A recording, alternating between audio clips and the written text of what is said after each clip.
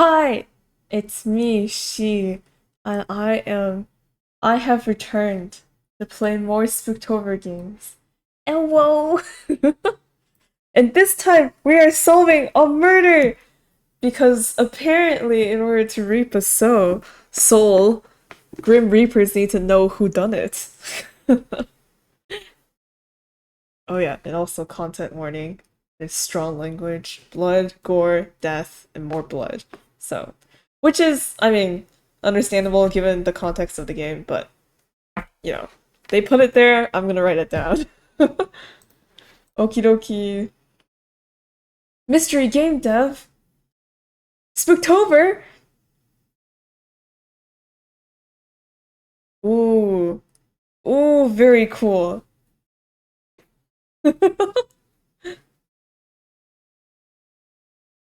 I've been wanting to play this game because I really like mystery related games. So I'm gonna move. Oh, they have like pop-ups to explain what they do. Crazy! That's really cool.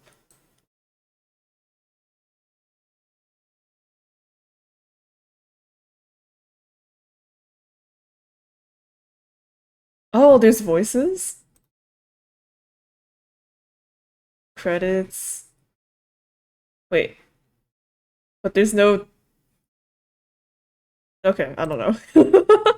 Are there voices or not? I don't know. But wow, look, so cool. Okay.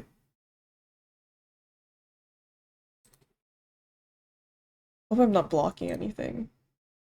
This is a work of fiction. Names, characters, places, and events and products of the creative's imaginations. Any blah blah blah blah blah blah blah blah. Okay, yeah. We know. Halloween.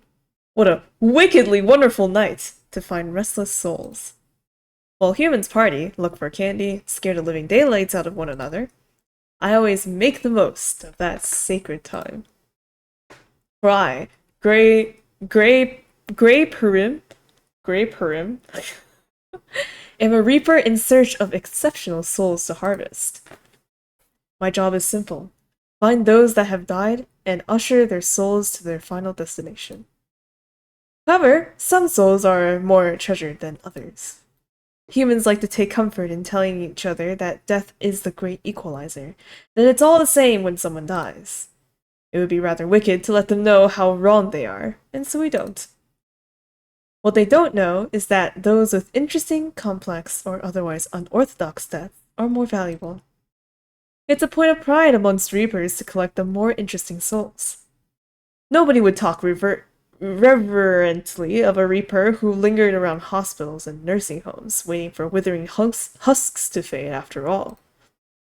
No, by far the most worthwhile and interesting deaths occur from murders. The wiggly text, yeah. I know where you got that from. Okay. A human taking the life of another human, be it by passion or by plan. Souls pulsing with rage, regret, and remorse, powerful feelings that make them coveted like diamonds. However, because these souls are often overflowing with emotions, they are hard to reap. Like trying to pull a ship that's anchored to the ocean floor. But by solving the circumstances of their murders, they are placid, placate, yes, and easily harvested.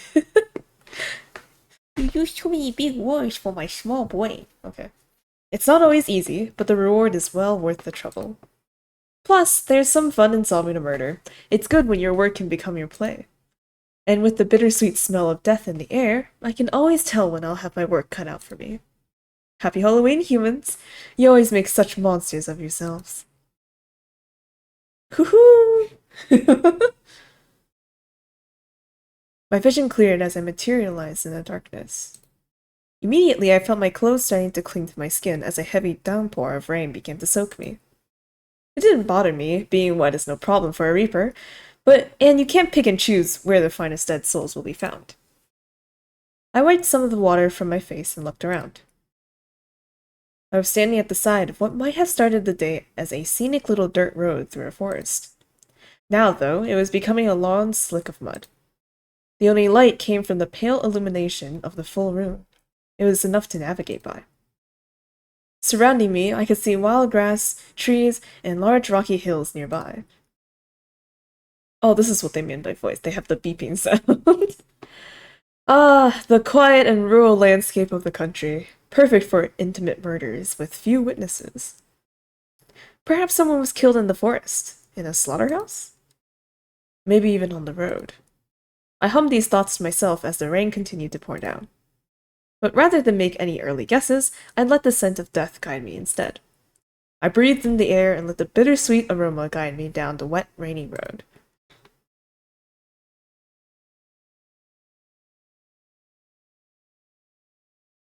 Hmm, what a nice walk. Sooner or later, I'd come across a course. It was only a matter of time.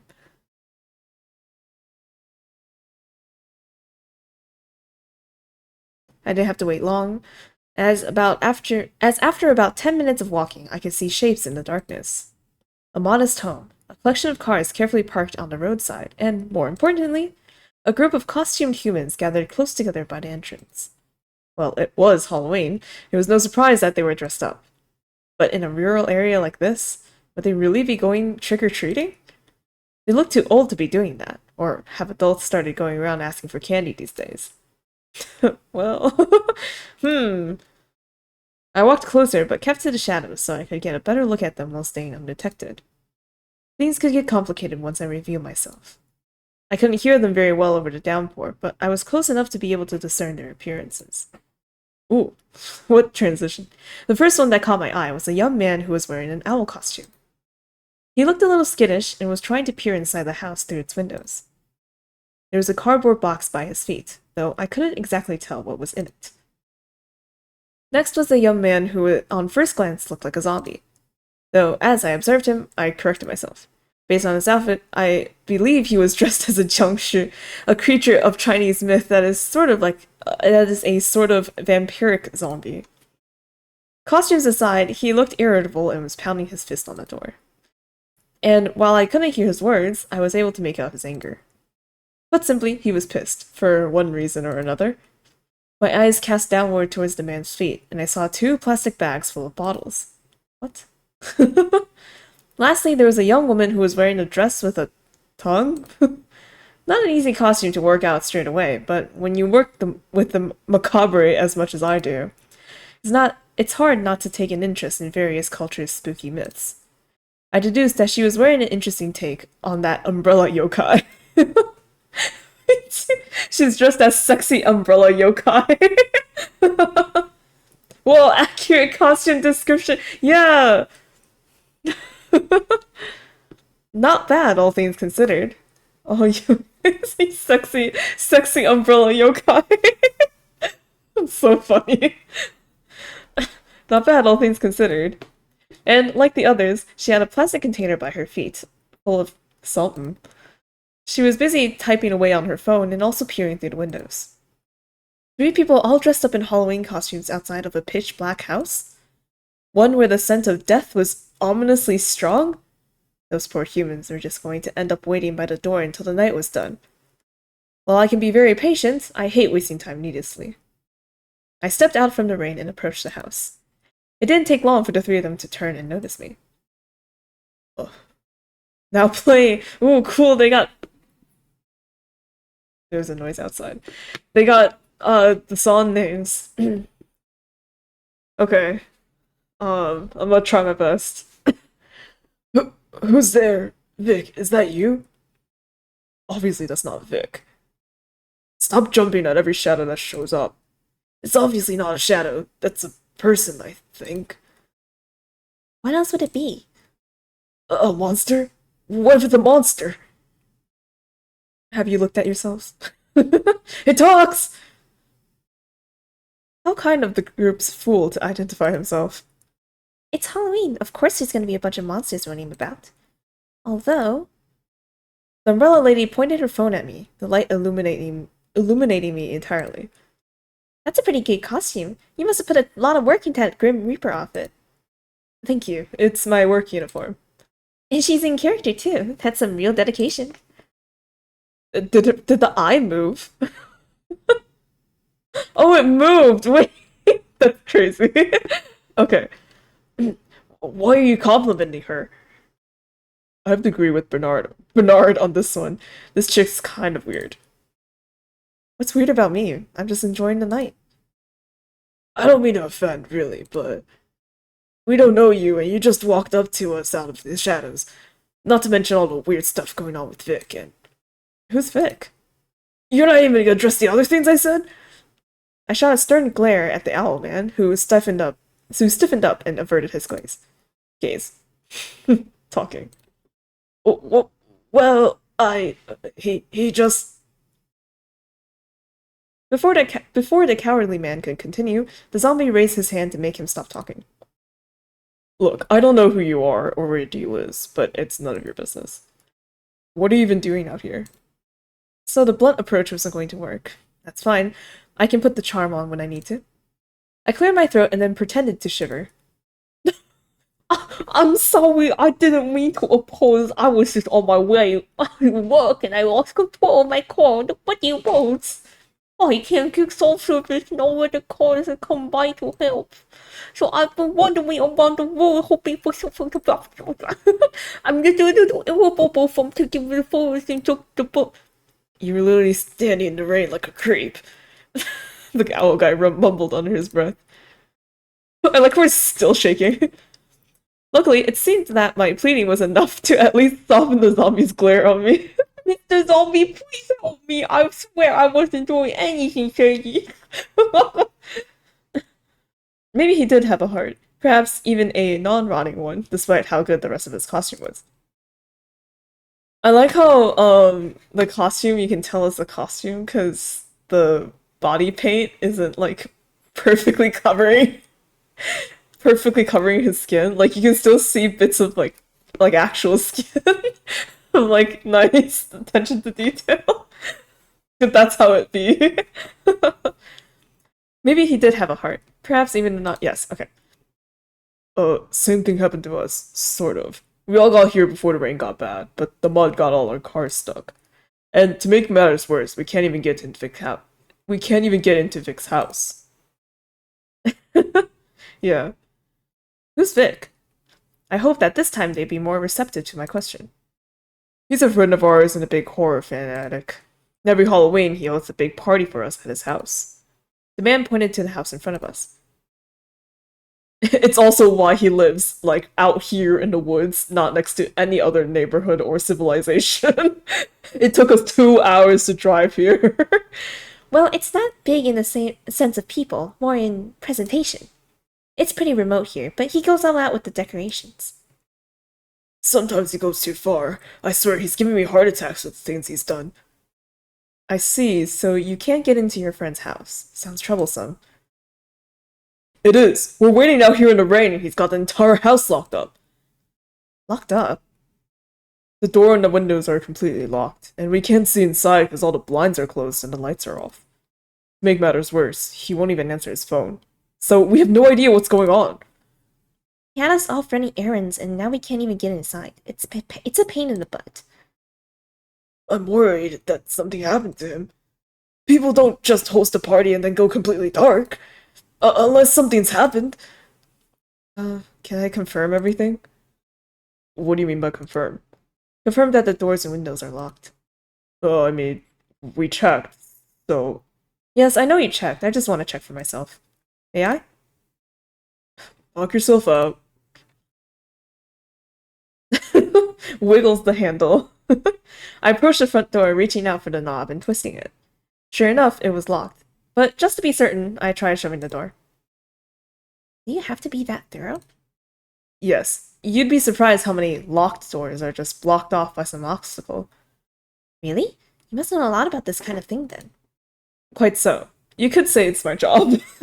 Anyway, I'm going to check the windows now. Huh? But you'll have to circle around the house for that. You'll get your boots all muddy. That's fine. I'll just wash them off in the rain when I get back. You really are weird. Noted. Now, if you'll excuse me. Hey, won't you need a flashlight or something to be able to see? One of us should go with you. There's no need. Even if a phone has no signal, its flashlight can work just fine. Like, what? Even if a phone has no signal, its flashlight can work just fine, like you showed when you lit me up. Oh, of course. Wait, what? I thought she was gonna say no need. I don't, like, I don't need the phone, right? What? Okay, whatever. Indeed, now if you'll excuse me. I didn't wait for her permission, but instead walked past them to inspect the outside of the house. In truth, I didn't have a phone, but I have excellent night vision. They didn't need to know that, though. Oh, she was saying that she had a phone. Okay. I got you. Right before I rounded the side of the house, I spotted the umbrella woman whispering to the others there. She glanced in my direction, then winked at me. I wasn't sure why she did that, but I didn't let it bother me. She's on to us, or she's into us. I inspected the windows around the house, and they were properly locked, or at least they seemed to be. If there was a dead body in there, and I was certain there was, it was well protected. I walked back to the front of the house and looked at the other people gathered there.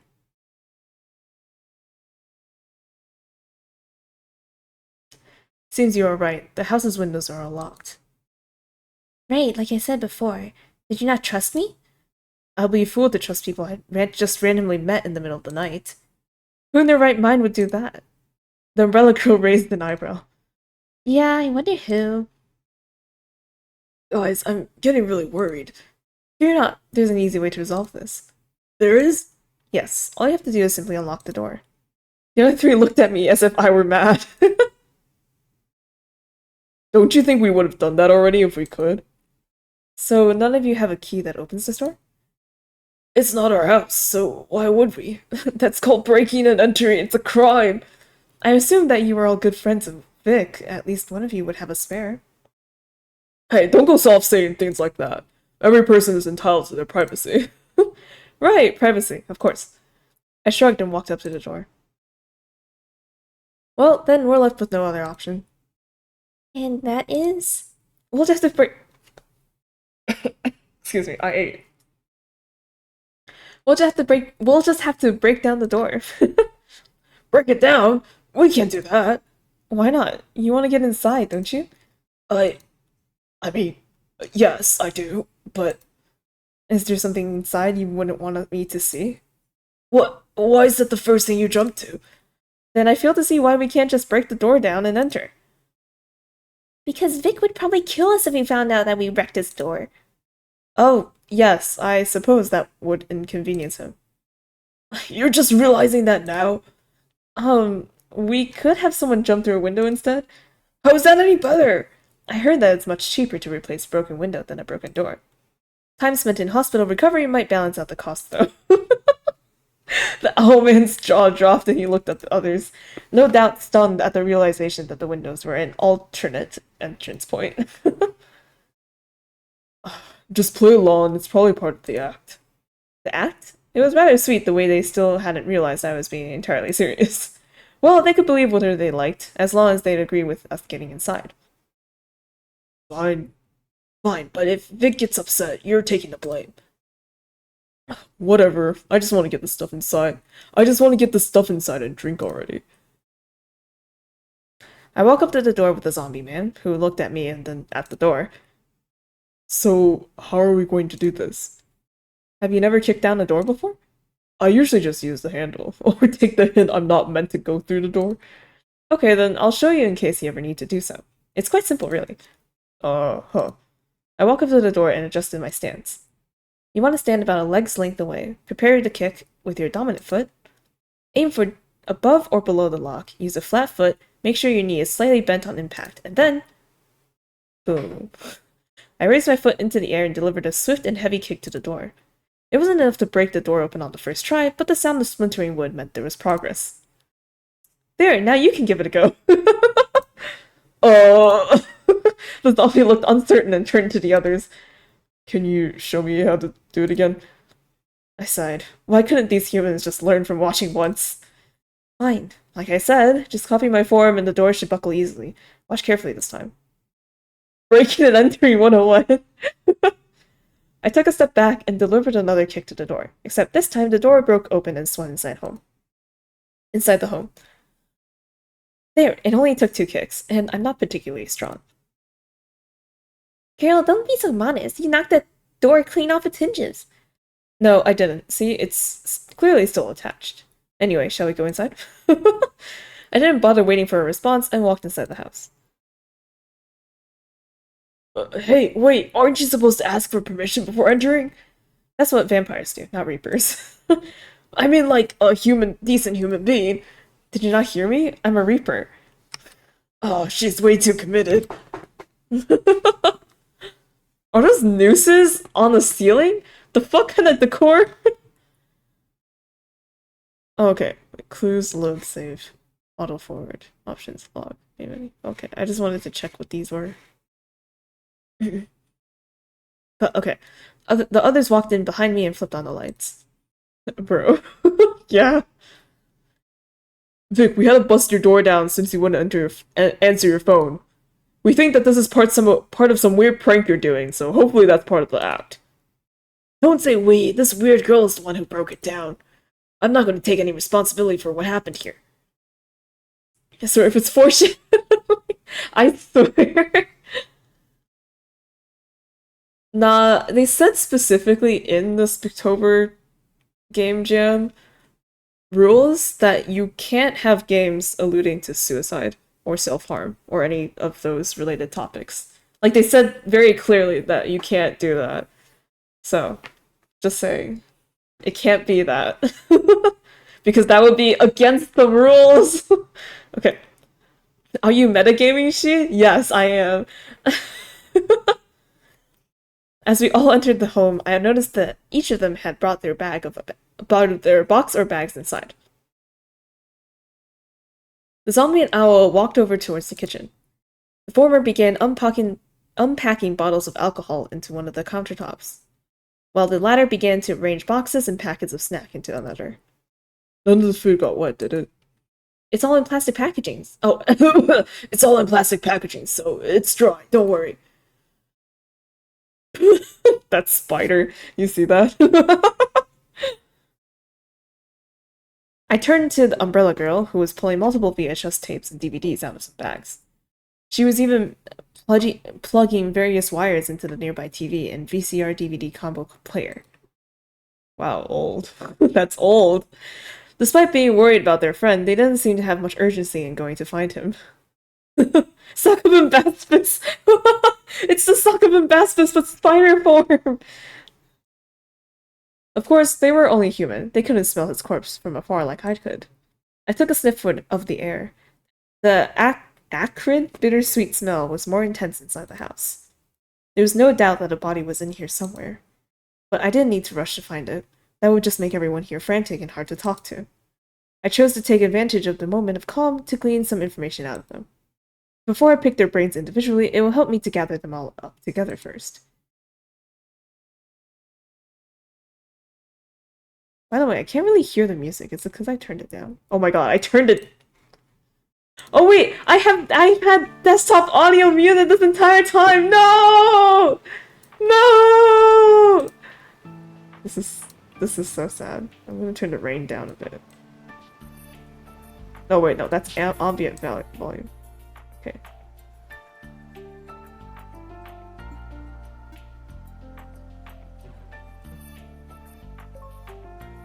No wonder I cry.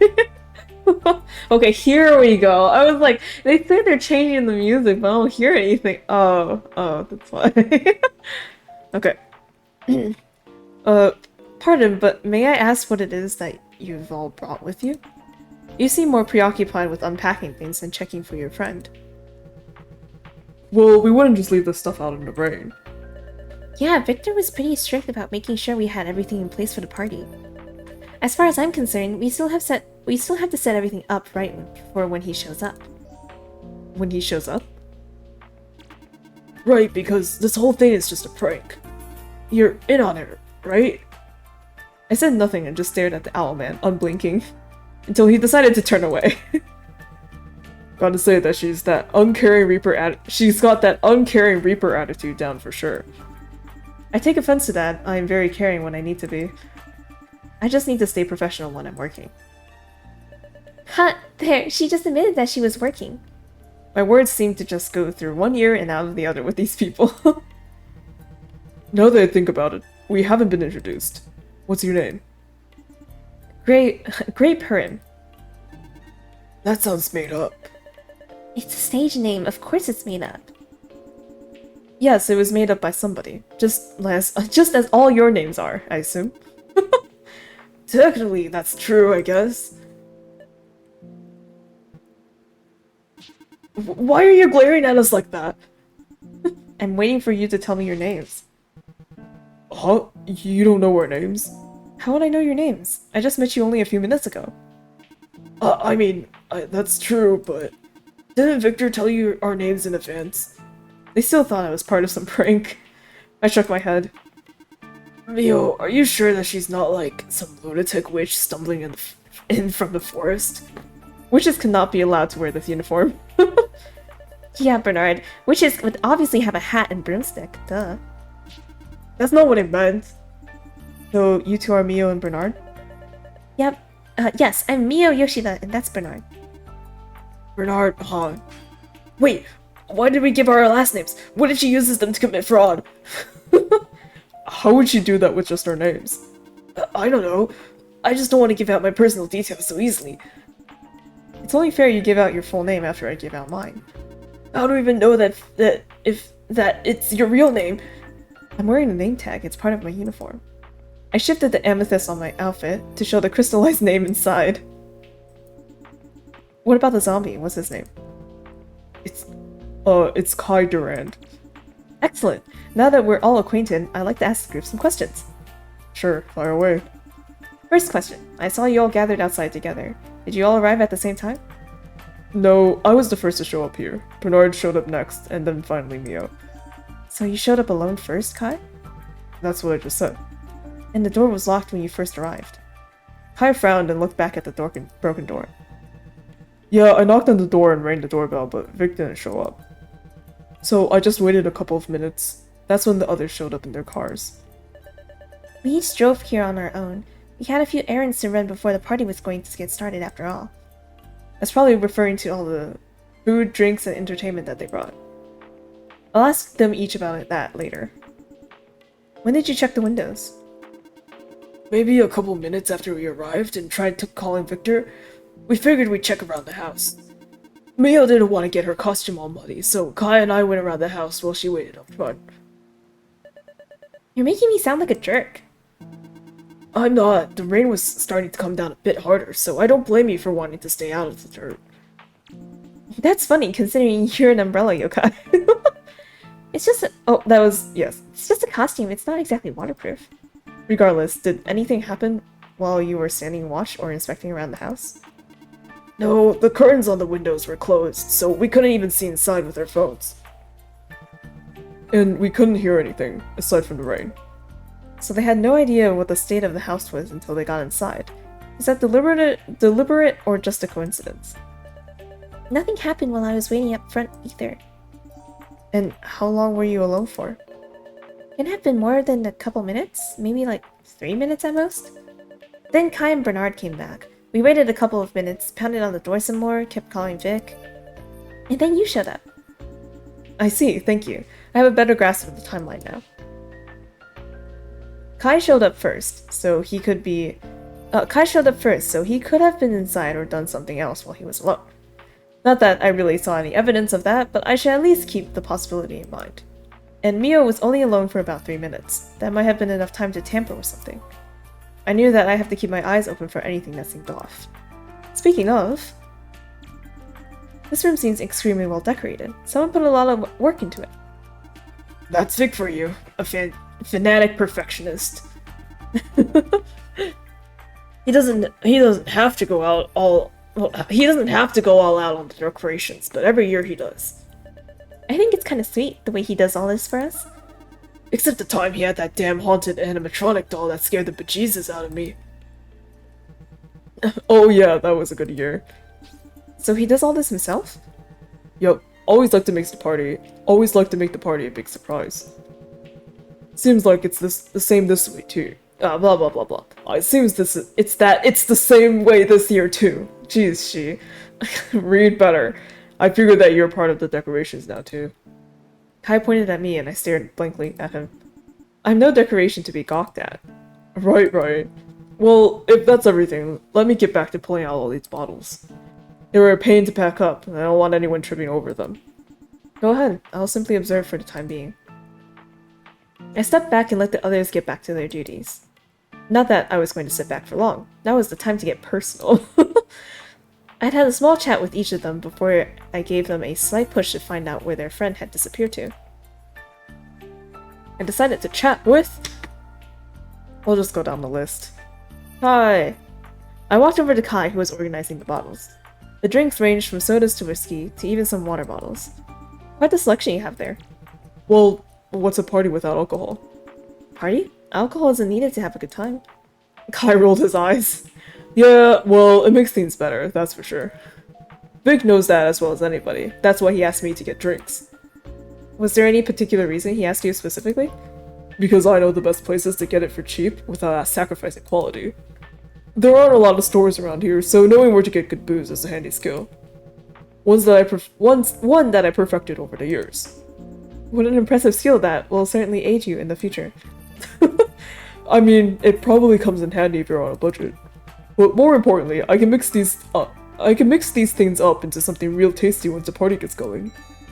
Oh, so this Victor fellow invited you to be the bartender. That makes much more sense. He invited me because I'm his friend. Not much more to it than that. How long have you known him for? Since we were in kindergarten, I think. So quite a long time. Oh, dang. That guy's always been a bit of a... Weirdo? No, not a weirdo. I mean, sure, he's weird, but he's more... eccentric, that's the word. Isn't that the same as weird? Weird is like insulting. Eccentric has more of a positive spin, doesn't it? They both mean strange and out of the ordinary, but I suppose that eccentric has a more positive connotation. Exactly. Victor's a good guy, and he tends to get caught up in his own thoughts sometimes. That's why we balance one another out well. I'm the grounding force that keeps him from having his head in the clouds. Oh, how sweet! You really care for him? Don't make it sound so sappy. That's what good friends do for one another. You'd be surprised how many good friends aren't really that kind at all. Oh, I thought she was gonna say you'd be surprised how many good friends aren't actually good friends. They're actually best friends for BFs. Shut up, she! Okay. That's their problem. Victor and I go way back. We have a bond as strong as steel. I see. Poor Kai. It wouldn't be long, after all, until he found that steel can even be shattered. By the way, do you have a favorite drink? I'm a pretty good mixologist. I don't drink that often, but I could go for a whiskey sour. Oh. His face dropped as he looked at his collection of bottles. Is that going to be a problem? Well, sort of. I didn't bring any lemon juice. Isn't lemon juice a common ingredient in a lot of drinks? Did you just forget to buy it? No, if anything, I remembered to not buy it. I don't understand. Vic has a problem with lemons, so I try not to get anything that might have lemon flavoring in it. What, like an allergy? What about the others? What if they wanted a lemon drink? Then they can be good friends and have their second choice. I've got to look out for Vic after all. That still doesn't make sense to me. Don't worry about it. I'll just make you something else later, alright? Okay, if you say so. I'll leave you to organize your makeshift bar. Yeah, I'll do just that. I left Kai alone and moved back to the center of the living room. Okay, Mio. I decided to talk with Mio, who was busy plugging various wires into the television. Is there a reason why you're the one doing all the technical work? The others got drinks and snacks, so I stuck with movie duty. If you don't use the right wires, then you won't get the right sound or video. Oh, tech is so annoying. And you had to get all these movies as well? I glanced over at the collection of VHS tapes and DVDs on the table. Game of Misfortune, Void Space, Technique, The Investigator, Gauntlet, Detective Steward, and The Maiden Voyage Murders. I see Annabelle, Ray Riv. I don't know what these references are, I'm sorry. Interesting collection here. Yeah, these are some bona fide classics. Is there a reason why you're watching them on old VHS tapes and DVDs? You could probably stream them. Vic thinks that there's a sort of horrific charm in watching old media on old technology. Makes sense. Did you pick these out yourself? Some of them, yeah. Vic knows that I've got good taste when it comes to horror-related stuff. That's how we met, you know, at the school occult club. An occult club? Yep, a lot of people are off-put by scary stories and occult myths, but I think they're fascinating. Every culture has its monsters, ghosts, and spirits to watch out for. Why not learn how the horrors of the world manifested in each of them? That's actually a very intellectual way to look at it. Thanks, I take my research seriously. I can tell. Your outfit looks pretty accurate for a casa obake. You're covering one leg to represent how they're one-legged, right? Mio's eyes went wide, and soon after, so did her smile. You get it! Oh my gosh, I thought no one was going to see the effort I put into this. She just keeps jumping up and down. You must be an occult fan yourself. Not really. This kind of info just comes with my job. Right, because you have to research to play a bunch of parts, don't you? Sure, whatever you say. Cute, yeah. It would have been more hassle than it was to argue about it at that point anyway. In that case, maybe you might want to try and up your game with some other ideas. Give me a second. Mio started looking around the living room until she found a particular book and laid it out on the table. I found this masterpiece in an old library that was selling off books that hadn't been borrowed in years. What exactly is it? A catalog of all sorts of monsters, spirits, and cryptids, with detailed sketches and descriptions. I lent this to Victor because he likes to use it for inspiration whenever we have these parties. I see. Thank you. Go on, no need to be modest. You can take a peek. I promise that the forbidden knowledge within won't burn your eyes out. Thanks, that's reassuring. Mio's big eyes were glaring expectantly at me. I had a feeling that there wasn't any way I could get away without at least entertaining the book with a glance. I sighed and then opened the book to a random page that was bookmarked. It had detailed descriptions and sketches of 4 monsters. Werewolves. Powerful beasts of the night that transform from human to powerful beastmen with ravenous hunger and ferocity. Contrary to popular belief, the transformation is more akin to a blood explosion, with the skin bursting apart as the wolf-like features push their ways over the skeleton. Ew. Ugh, gross. Yeah. Similarly, direct contact with moonlight is required to trigger this transformation, and even then, only during a full moon. The best ways to deal with a werewolf is to use silver fire or simply execute the human when it reverts back from its wolf form. Werewolves can go back to being human if not exposed to moonlight for extended periods of time. I moved on to the next section. Doppelgangers. Masters of disguise, these monsters are able to steal the skin of the dead and alter their bodies to match. While not inherently dangerous on their own, a doppelganger's desire to fit in sometimes causes them to murder to find a disguise that will offer them safety. Okay. When they steal the skin of a fresh corpse, they gain access to their memories and personality, allowing for a perfect disguise. They even inherit physical conditions, such as a poor vision, intolerance to milk, or even recently contracted illness. Doppelgangers use their diamond-shaped claws to dig deep into the body and tear it off without damaging the rest of the tissue. What? Okay. A technique that has served them well for many years. Be on the lookout and trust nobody. That was actually an interesting read. Reapers! No, something on my kind. I was curious to see what they managed to get right and what misconceptions they conjured up. Reapers are servants of death, ushering the deceased to their final resting place. Correct, though it was such common knowledge it didn't even need to be written down. They usually take the form of a skeleton shrouded in a cloak of darkness, although they are rarely seen. What? Where did they get this information from? Why do humans always jump to the wrong conclusions when supernatural is involved? Yes, we have skeletons. That doesn't mean we just walk around all bony. That'd be a horrible disguise. There are many flavors of Reapers, each time specializing in certain deaths. Grim Reapers, Laughing Reapers, Withering Reapers, Dauntless Reapers. Technically true, though I'm not sure if the names are a perfect match. I do hate dealing with those overly joyous Reapers, always laughing and smiling about stupid deaths. I suppose that comedy is a way to help some souls move on through. Despite the differences in name, they all share the same common power of being able to sense death and transport souls. True, we also have a few more tricks up to help ourselves blend in without being noticed and traverse the world. I personally don't mind a bit of fame, though. The work is unyielding and never-ending, leading to all Reapers living long and lonely lives until Master Death calls on them to rest. We certainly live longer than they realize and longer than they likely be able to comprehend. But lonely? Hardly. Reapers interface with one another very frequently. How else could we hear it, acclaim, when we reap complicated souls? And our jobs often have us in contact with many humans, even if only for a few brief moments. And death doesn't toss away useful servants, though if a Reaper is careless enough, they'll happily assign the role to someone more worthy. Not that I have to worry about that. Now, on to the last one. Slimes. Extremely rare and extremely dangerous. What? The slime is able to suffocate and digest organic matter in its acidic body. What? I thought, bro, when you said slimes, I was thinking the cute round things.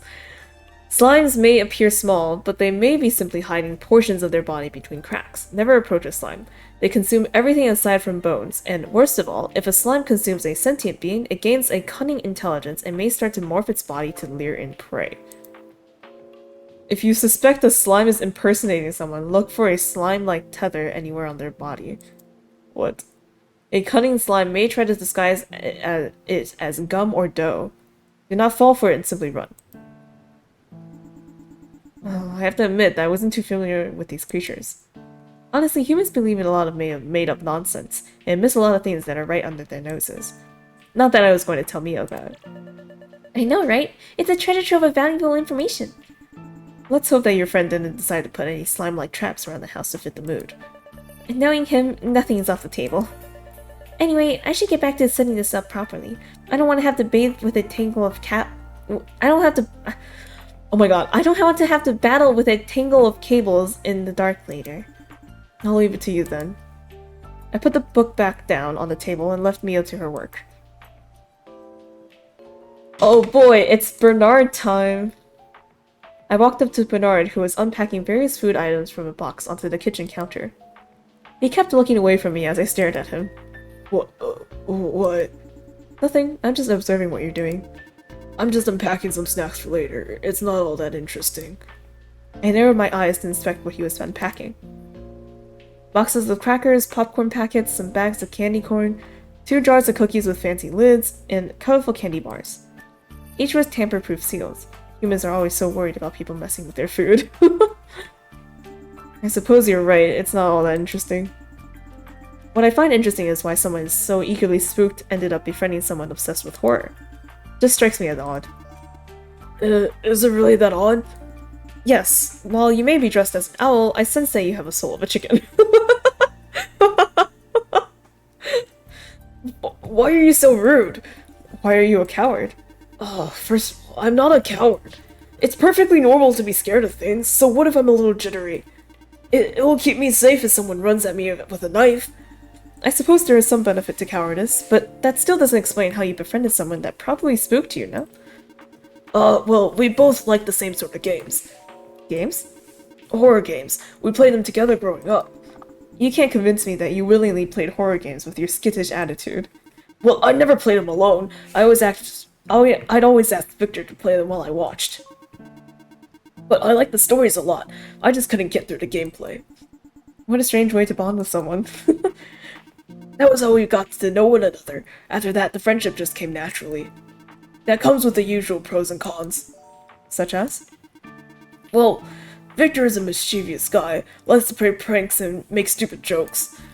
Even if it scares the life out of me, that's just the guy he is. But he's also dedicated. I mean, he always hosts this party every year without fail and always makes it fun. So I can't say he's a bad guy, I just wish he'd calm down a bit more. Be careful what you wish for, you might just get it. What does that mean? Nothing. Oh god. I don't want to spoil the surprise of you finding out just how calm he is now. Dead calm. Girl. Anyway, can I have one of these snacks? I haven't eaten since I got here. I reached over towards one of the jars of cookies to pull out. But Bernard snagged my hand away before I could grab one. Don't touch that! I withdrew my hand and glared at him. We're not supposed to eat them until the party starts. Victor told me, so you can't have any. It's just one cookie. You're not even a proper guest, so don't act like you're entitled to one. I grumbled under my breath and looked over at all the snacks with envy. Fine, keep your stupid snacks. I didn't want none anyway. I did, but with the owl keeping watch, there's no way I'd be able to sneak one. But I'd get one of those cookies, mark my words. I retreated back to the center of the living room. That had been an interesting set of distractions, but I needed to get things moving.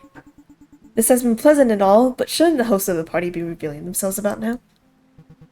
Yeah, even if this is a joke of some kind, Vic should have shown up already. Unless there's some kind of long build-up. Maybe you should go looking for him. I groaned as he stood up and looked towards the doorway ahead. Alright, I'll go and look for him then. Shouldn't we all go together? I guess we could if you want to. I'm still setting things up. All you're doing is taking food out of the box. You can leave it for a second, can't you? What if someone eats something while I'm gone? You wouldn't have to worry about that if we all left together. Oh, that's a good point. This must be part of the prank. Maybe we're meant to all go together. Like, we'll come across some gruesome scene while we're grouped up. Why would I want to see something like that? Because it's Vic that we're talking about. Ugh. If it's going to be such a big hassle, just stay put and I'll be back in a few minutes at most. Vic's house isn't that big anyway, so he'll be easy to find. I don't like people wandering off alone, so I considered whether or not to accompany him. I was about to follow Kai in the hall when Mio grabbed me by the arm. Hey, great! I just remembered something. What? I turned back to watch Kai go down the hall, then turn a corner and vanish from sight. Damn, he'd gone. You said that you were having issues calling for help earlier. If your phone's still not working, you can use mine. Unless you don't really need to call for help. She smiled coyly as she held her phone out in front of me. I had a feeling that she knew that I didn't really need to call anyone and was just testing me. But if she thought that I was some actor, then why was she interfering? Maybe she wanted to throw a wrench into the perceived prank that Vic had laid out. Or did she simply not believe in it at all? Maybe she viewed me as a complete stranger. Right, I'll see if I can call them. I took the phone out of her hand and began to type a number. It was just a dummy number I usually use to fake a phone conversation. I let it ring for a few times before feigning frustration. All the while, Mio seemed to be looking around the room, putting a hand up to her ear. Was she listening for a phone to ring? Damn it, they're not answering. Wonder if he put it on silent. Yep, she must have thought I was calling her their friend Vic. I handed the phone back to Mio, who pouted as she tucked it away. Really committed to the part, huh? Come on, you can tell me what he's planning. Girl to girl, yeah? What do you mean? We all know that Vic hired you as some material or whatever prank he's got set up. Come on our side, let's flip things a little and spook him instead. I really don't understand what you're talking about. Fine, I'll say it plainly. Vic's always getting the drop on us with these pranks and tricks. We've been all itching to get a little playful revenge on him. Why not help us out instead? I'll pay you double whatever he paid. Is it really that important to trick your friend that you'd paid someone to help you? At the very least, it'll be memorable. So come on, tell us where he's hiding and maybe we can plan something out. I'm sorry, but I really don't have an idea where. Holy shit! Our conversation was cut short as Kai's voice boomed through the house. What's going on? What was that for? I probably fell for one of Vic's tricks again. Guys, come over here quick. I felt a frisson of excitement knowing that the main event was about to play out. He sounds serious. Oh boy, what did he do this time? Drop a bucket of fake spiders? There's only one way to find out. The three of us hurried out of the living room and through the doorway. We followed the sounds of Kai's cries and turned left at the hallway. He's waiting right by the door, face slightly pale as he kept a hand on the doorknob. What happened? There's some really weird shit in the laundry room. Can you be more clear? What exactly did you find? A skeleton and just... A skeleton? You were spooked by a skeleton? That's the most basic-ass Halloween prop. Skeletons can be scary. Shut up! It's just a skeleton. It was the crap on top of it too. Like Dirt? No, it was a. Just let me through so I can take a look at it. Hey, wait, just a. I didn't bother listening to Kai and pushed past him, swinging the door open to reveal what had horrified him. And oh boy, it was quite a scene. Oh. My eyes locked onto the realistic-looking skeleton in the center of the room, lying on top of a pile of viscera and sinew. The putrid smell of guts and blood sent my senses ablaze as I walked closer towards the display. I had seen gory deaths before, but never one quite like this. Whoa, this is some serious production value. Vic really upped his game with the fake blood and guts this time around. Why are you impressed? This is fucked up! Even for Vic, this is going too far. I'm gonna be sick. Okay, sure, it might be a bit gory, but it's gotta be fake. Like homemade blood and guts. Or maybe he just ordered it online from a store. Hell, he could have gotten it from the local butcher. Right, it's just fake. Bernard breathed a sigh of relief, only to gag and cover his mouth. Ugh, it smells horrible. Why the hell do you have to make it smell like a corpse too? See what I mean? You'd be scared shitless if you discovered this too. I didn't even realize it was fake until you started explaining it. Fake? No, this isn't a fake body. This is certainly a real corpse, even if it's been rearranged a bit. They couldn't know, but I could sense the lingering soul chained to this body. Even without that supernatural knowledge, I could tell that these weren't fake bones. The sinew, the flesh, the blood, the smell. Well, I wasn't sure how the body ended up in this state. I was certain that this was a corpse. Not that the others were willing to believe me. Okay, I know that you're supposed to be like a mood setter and all that, but can you cut it out? This is seriously some freaky shit. We're all thoroughly spooked. You win. Now don't go on saying this is real. Please don't. I don't think my stomach could take it. Yeah, it's just a joke, right? Haha, you got us, Vic. You can come out now. Seriously, you got us. Can we go back to just having a normal party, please? If you think that this is a joke, I'll implore you to look closely at this fake corpse presented to you. Look how fresh the blood is, the smell. You can even poke the viscera if you want. I will not be doing that. I seriously would pass out if I had to get any closer to that thing. I don't really want to get blood on my outfit. I was the only one willing to get closer to inspect the body. He shakily held out his finger and poked around the blood and guts. It's warm and wet and... What the hell is it warm? Big stuff isn't supposed to be this warm, right? There's probably just some heater underneath all this stuff. Maybe this is all just butchered pig guts. I had to give him credit. He was thinking really hard to find some excuse for this not to be real. You're free to dig around further, but I doubt you'll find any sort of heater under all that. You'll just end up staining your outfit.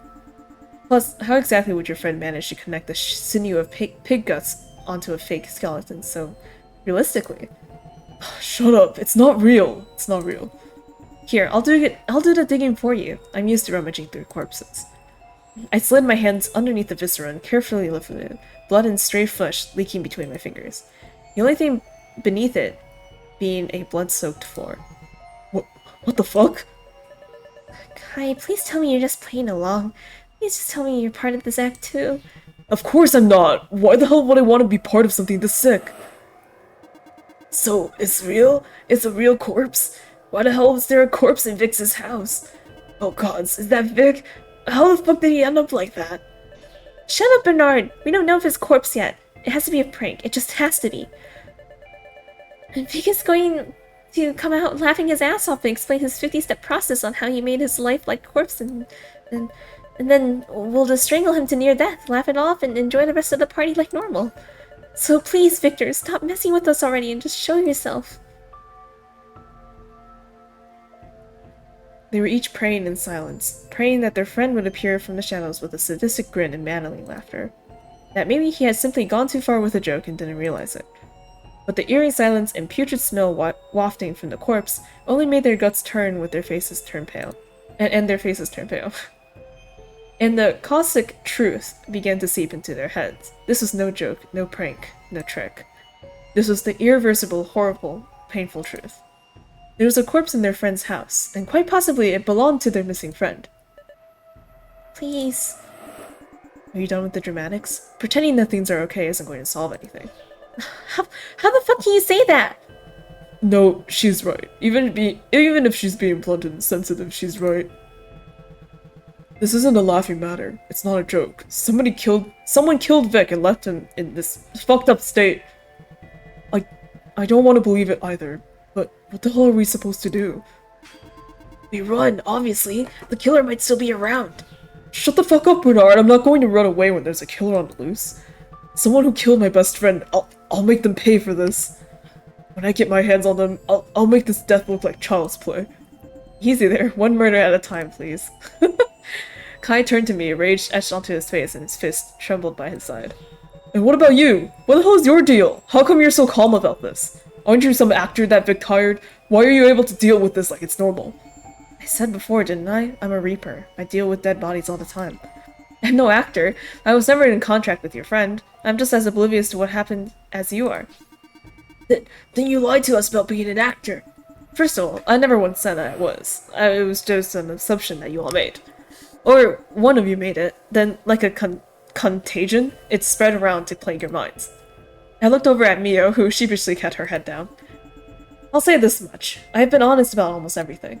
My name is Gray, I was on my way to work, and no other cars happened to pass me by as I came to this house. My phone service wasn't working, and I would be in big trouble if I didn't find someone to help me. Help me find a dead body, that is. The only thing that I was dishonest about was having a car. You can't really expect us to trust you after everything that's happened. You don't need to trust me. In fact, I invite suspicion. It means you'll be on guard. However, I'll say this much. I have a vested interest in helping you solve this murder. So it'd do well for you to at least cooperate with me for the time being. Cooperate? No, we need to call the police and have them figure this out. You're free to call the police, but considering the state of the storm outside, it might take them some considerable time to get here. And from what I can tell, this corpse is relatively fresh. The murderer might still be close. I was eating the food. It was great. It was great. It was great. I eat the food and I eat the murder. Yep. Best to be proactive than sit around and wait outside for help, no? But... Can it, Bernard? Creepy and weird as this girl is, I think she's right. At me when you're done, I'll start streaming. Okay, cool! At the very least, we can try and figure some things out ourselves. I'm not going to let some twisted fuck get away with killing Vic, and I'm sure as hell not going to sit around and do nothing. But... Just let them do their thing, Bernard. It's not like we can get in trouble for at least trying. Yes, we will! I'm pretty sure there's some law against it, right? And even if there isn't, I don't think I can handle looking at a corpse that long. Then I'd advise you to stand back, but don't run off. I want everyone close by while I begin my investigation. Ugh, fine.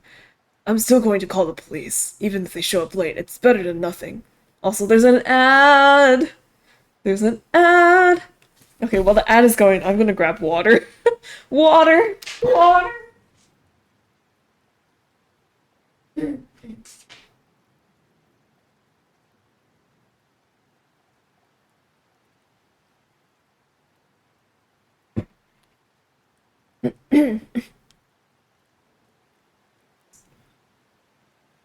Alright, it's back, and I have water. Wow.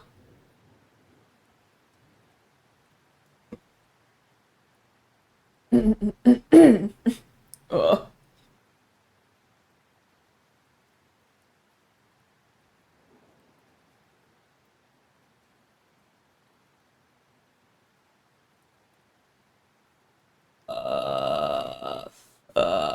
Okay, alright, cool. Fine, I'm gonna call the police, blah blah blah blah blah. Yes, call the police, Bernard. Bernard whipped out his phone and brought it up to his ear. After a few seconds, he looked down at the screen in frustration. Damn it, I'm not getting any service. Did the storm knock down a tree or something? Why is this happening tonight? It's storming pretty bad out there. Wouldn't be too hard to believe things are out of order. Bernard cursed under his breath and put his phone away. I guess we might as well do it your way then, Gray. Good. Now that we're all on the same page, I can investigate freely. Don't worry, Victor. We'll resolve your death in due time. And I'll reap that valuable soul you have. So, Gray, how should we start this investigation thing? No need to get complicated. We can just start by inspecting the body. Kai's face sank as he looked over at the mess of a corpse before him. I guess that makes sense. I'm not getting anywhere near that thing. Me neither. You don't have to touch it if you don't want to, but I'd advise that you look closely. I doubt I'll miss anything, but extra pairs of eyes ensures we won't miss anything. Right. Okay, let's check. I guess we'll just go down the list. Skeleton. Also, the music is cool.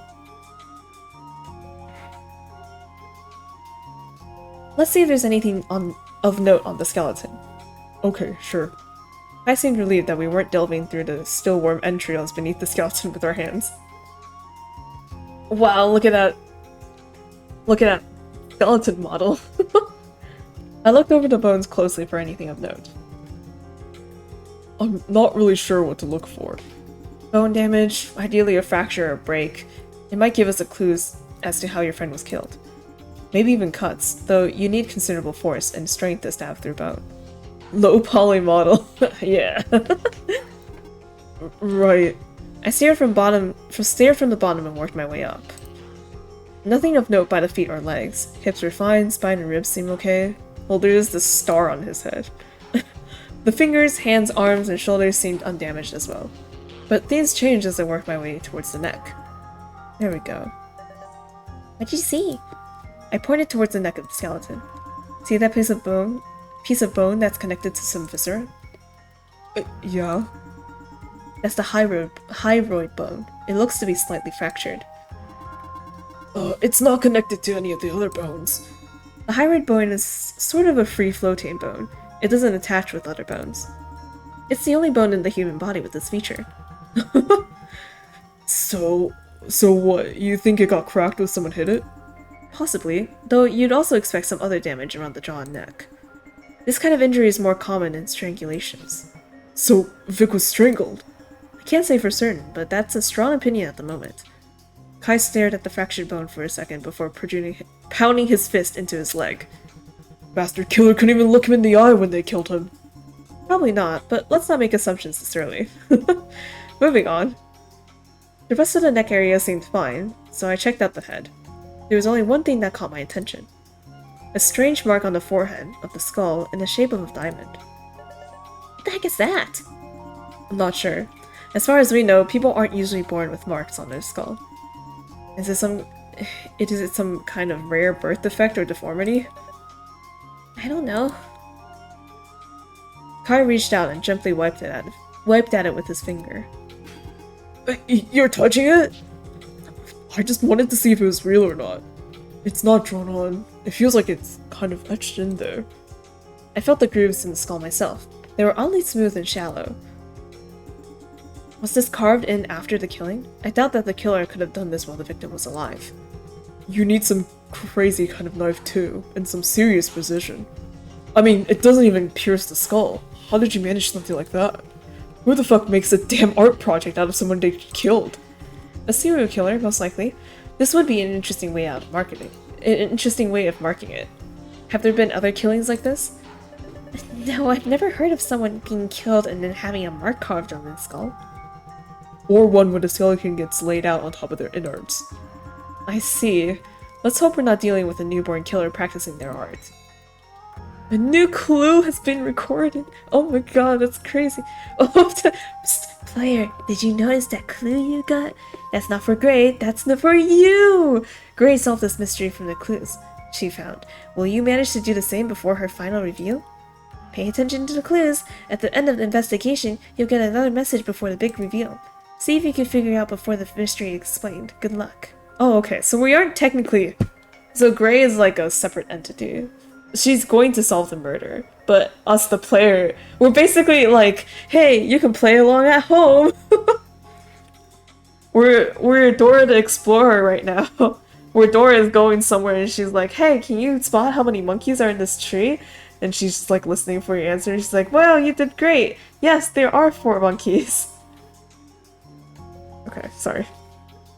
Corpse. Skeleton lying on pot. Okay, it's just the information. Stinky, bloody viscera. Out of this shape, no notable injuries. Skull has a diamond mark. It didn't list the thing that we were talking about with the neck, though. How the whatever bone was fractured. Okay, anyway. Having gone over the skeleton, we moved on to other matters. Okay, let's check the viscera. Let's go through the viscera.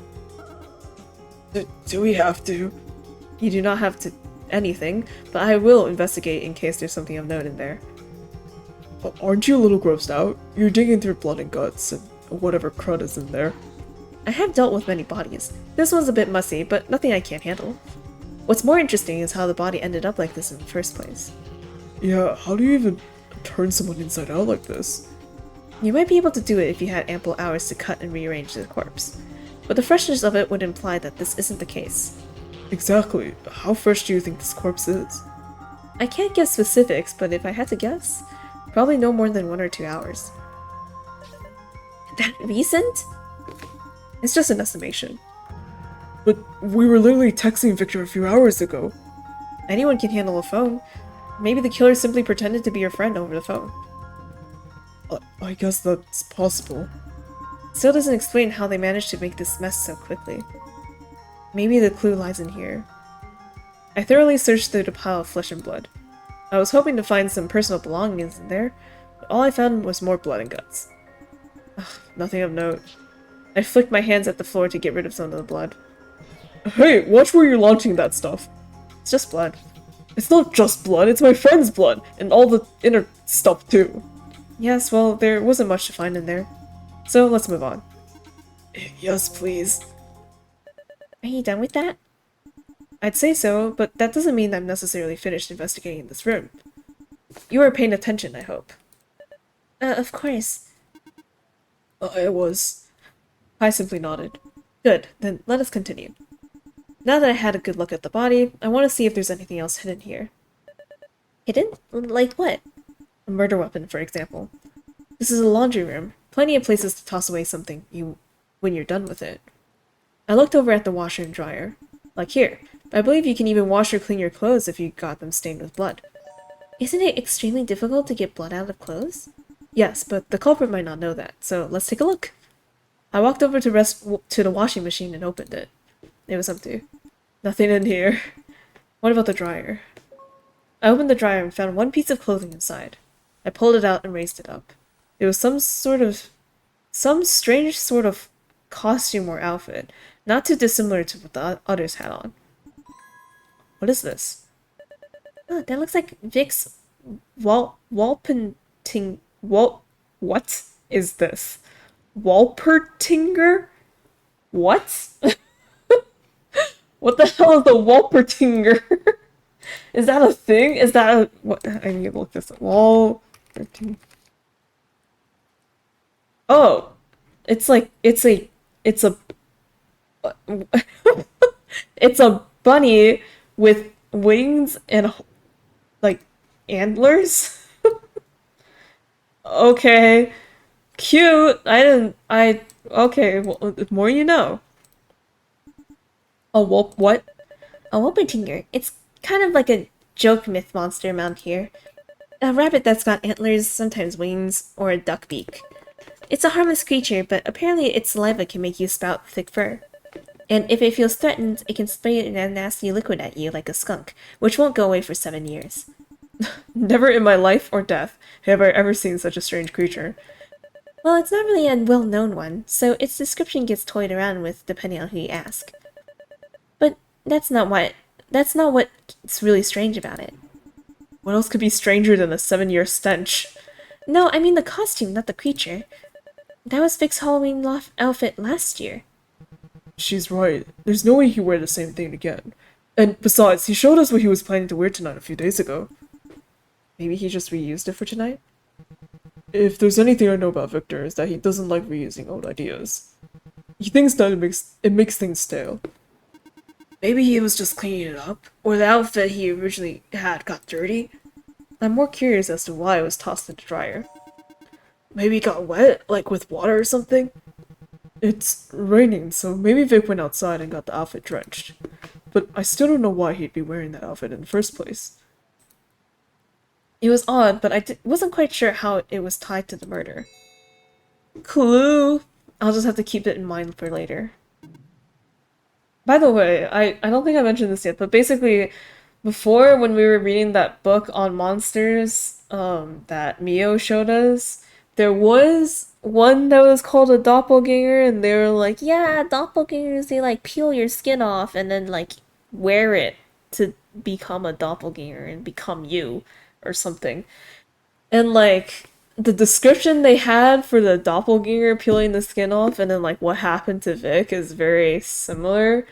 But that would imply that those myths are real. I mean, well, actually, we are a reappear, so there is that. So maybe it is, but okay. Like my current running theory, all right, conspiracy time. Let's sit down at the campfire.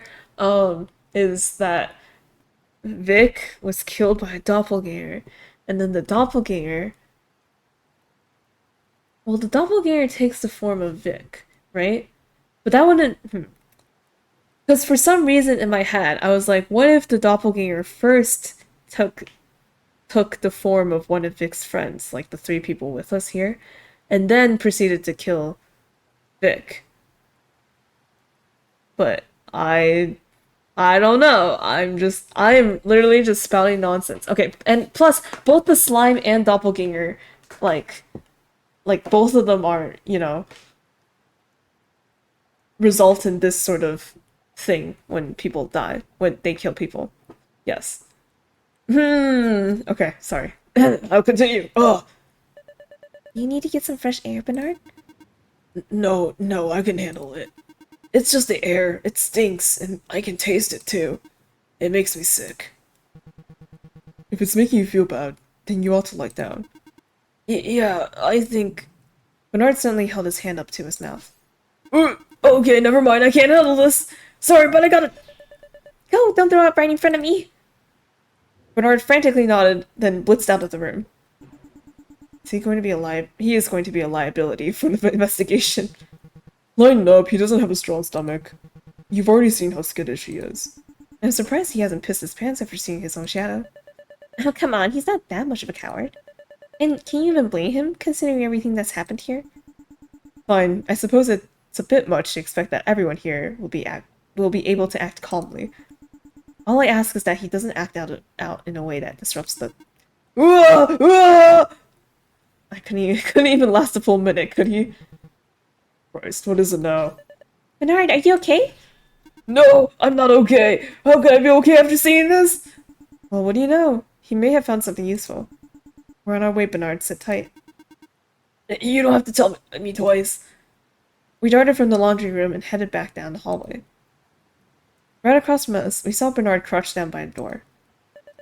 Bernard, are you okay? I'm fine, but... Obviously he was scared by something in this room, right? But that's Victor's room. Well, maybe Victor's room is hiding something interesting.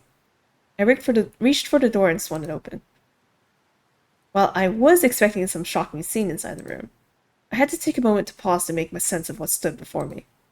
Blood smears over the walls and floor, toppled furniture and displaced items, and most shockingly of all, a second corpse! Oh, my doppelganger theory is coming to fruition! Now that is interesting. I strode purposely into the room while the others were still busy tending to Bernard. Second corpse! I just hit the jackpot! 2 souls with a price of 1 mystery. Sure, it might be a bit more work, but this is definitely worth it. But just to be sure, I got closer to the corpse on the bed, and sure enough, I felt the intense presence of a distressed soul. All I had to do now was ensure that I solved this case perfectly. Holy shit, what the hell happened here? Mia was the first one to enter the room after me. There's so much fucking blood everywhere. Indeed, it is much messier. It's a much messier scene than the laundry room. But where there's a mess, there's often hidden clues. We're going to have to search for clues again. Before that, though, I need to speak with you all again. There's a matter of importance that we need to address. I walked back outside with Mio and shut the door behind me. Bernard was still on the ground, clutching his head while Kai tended to him. Are you in a good enough state to answer questions, Bernard? Yeah, I can. Weirdly enough, the shock somehow made the nausea go away. Even still, I don't understand what the scene was about. Don't get ahead of yourself. I'll ask some questions, then you can give me the answers. Go easy on him. He's been through a lot. Yes, we're all having a rough night. I'm just trying to help us get through it. So, first things first, Bernard, why did you go to Victor's room? I felt like I was about to throw up, so I was going to the bathroom. Not the kitchen? There's a sink in there. But I didn't want to get the sink all dirty in case we were going to eat there later. How considerate of you. Is the only bathroom attached to Victor's room? Also, I feel like this would be closer, right? Because we were just in this room? I don't know. I feel like we were this, but I don't know. Yeah, it's a weird setup, but the only way to access the bathroom is by going through Vic's room. So it makes sense that he was going to run right through there. Fair enough. And what did you see when you opened the door? Well, nothing at first. The lights were off, so I felt around for the light switch to turn them on. And when I did, that's when I just saw the mess, the corpse, everything. I ran out and called for help because I didn't know what the hell to do. A reasonable reaction. Now that we've got that out of the way, I need to ask for a more important question. I stiffened my gaze onto Kai, Mio, and Bernard. Does anyone else here live here with Victor? A loved one? A family member? Even something like a roommate? They all shook their heads. Vic lives by himself. I don't think he's ever had friends or family living with him. I see. Aside from you three, was he expecting any other guests here tonight? Maybe some repairman or a service worker? They each shrugged. He only holds these parties for the four of us. Plus, if there's any kind of work or errands that needs to be done, he has us do it. So, you'd say it's unlikely for him to have invited someone else aside from you three? That's what I'm saying. What about any enemies? Is there anyone that might wish to seek him harm? No, Vic might be a bit eccentric, but he's a good guy. I can't think of anyone that would want to hurt him. So, just to confirm, there's no family, friends, enemies, guests, or anyone else who should be living here aside from Victor. And the only people that he invited to this party were you three? They each nodded. That's why we were so confused when you showed up. It was usually a close gathering for just the four of us. We figured that if you were some friend of Vic's, we'd have heard of you at some point. If that wasn't the case, we thought that maybe you were just hired to help set the mood. I see. Thank you for explaining all that to me. That does leave us with a slight problem. I peeked back into the room. We have two dead bodies, one of which I assume belongs to Victor, but I have no idea who the second corpse belongs to. But maybe that one is fake? Bernard, if you're about to spiral into a delusion, I'll smack the owl mask off your face. I'm not being delusional. I know this is real. It's just... I have no idea who it could be. Vic being dead makes sense, but a second person? I wouldn't even know where to start. Maybe there really is some freak serial killer on the loose. If there is, then perhaps they left clues.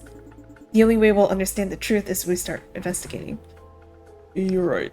It was bad enough with Vic dying, but a second person? I'm not gonna sit here idly. I'd also rather stay with the group until we at least figure things out. I also want to stay safe. Good, then I suggest we stick close so we can watch one another's backs. You don't have to investigate, but at least keep your eyes peeled for something that seems off. Or for anything that seems off. The three of them nodded and we entered Vic's room once again. Unlike the last room, there were a lot more places to investigate and check up on. Sorry, I ate. Surely there'd be evidence somewhere that would point to the identity of our second victim. Investigated. Let's go down the list. Body. Let's investigate the body. Not this again. If you're going to complain, I'd rather you wait off to the side. No, I can stomach it. Good. Now let's see what we have here. We walked up to the body. It was another bare skeleton lying on top of a bed with a pile of stinking viscera underneath. Looks pretty similar to the last body we checked. I'd agree, but it's best to be thorough. I can say that it looks to be a similar freshness at least. I'd estimate that this death also occurred only an hour or two ago. Really?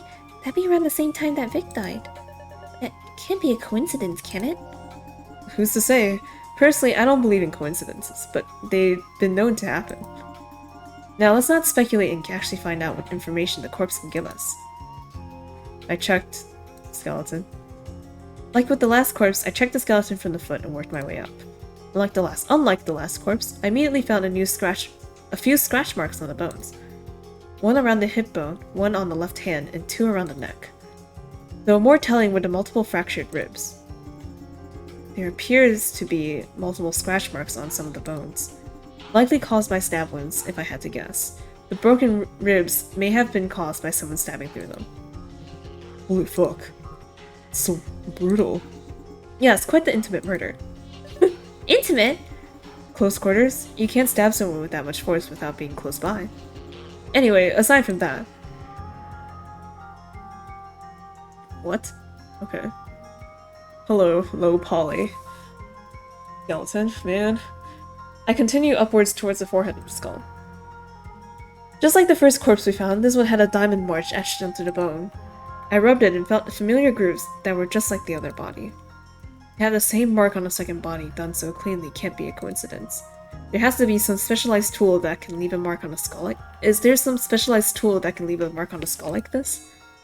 I checked viscera. Time to check through the viscera. Not again.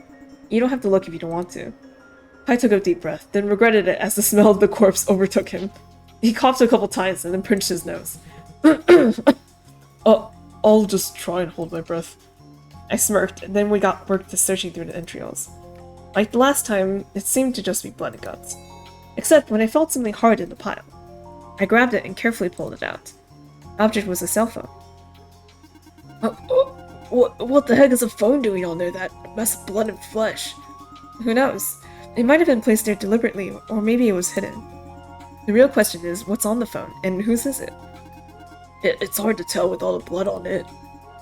True, let me clean that up. I wiped the blood off my sleeves until the screen was visible. The screen blinked into life as I touched it. Hey, that's Victor's phone. I'd recognize that image of the four of us anywhere. Well, that's good news. Chances are that we'll be able to find something useful on it then. Does anyone here know the code to unlock it? They all shook their heads. Well, it doesn't matter. The phone's already unlocked anyway. Then why'd you ask?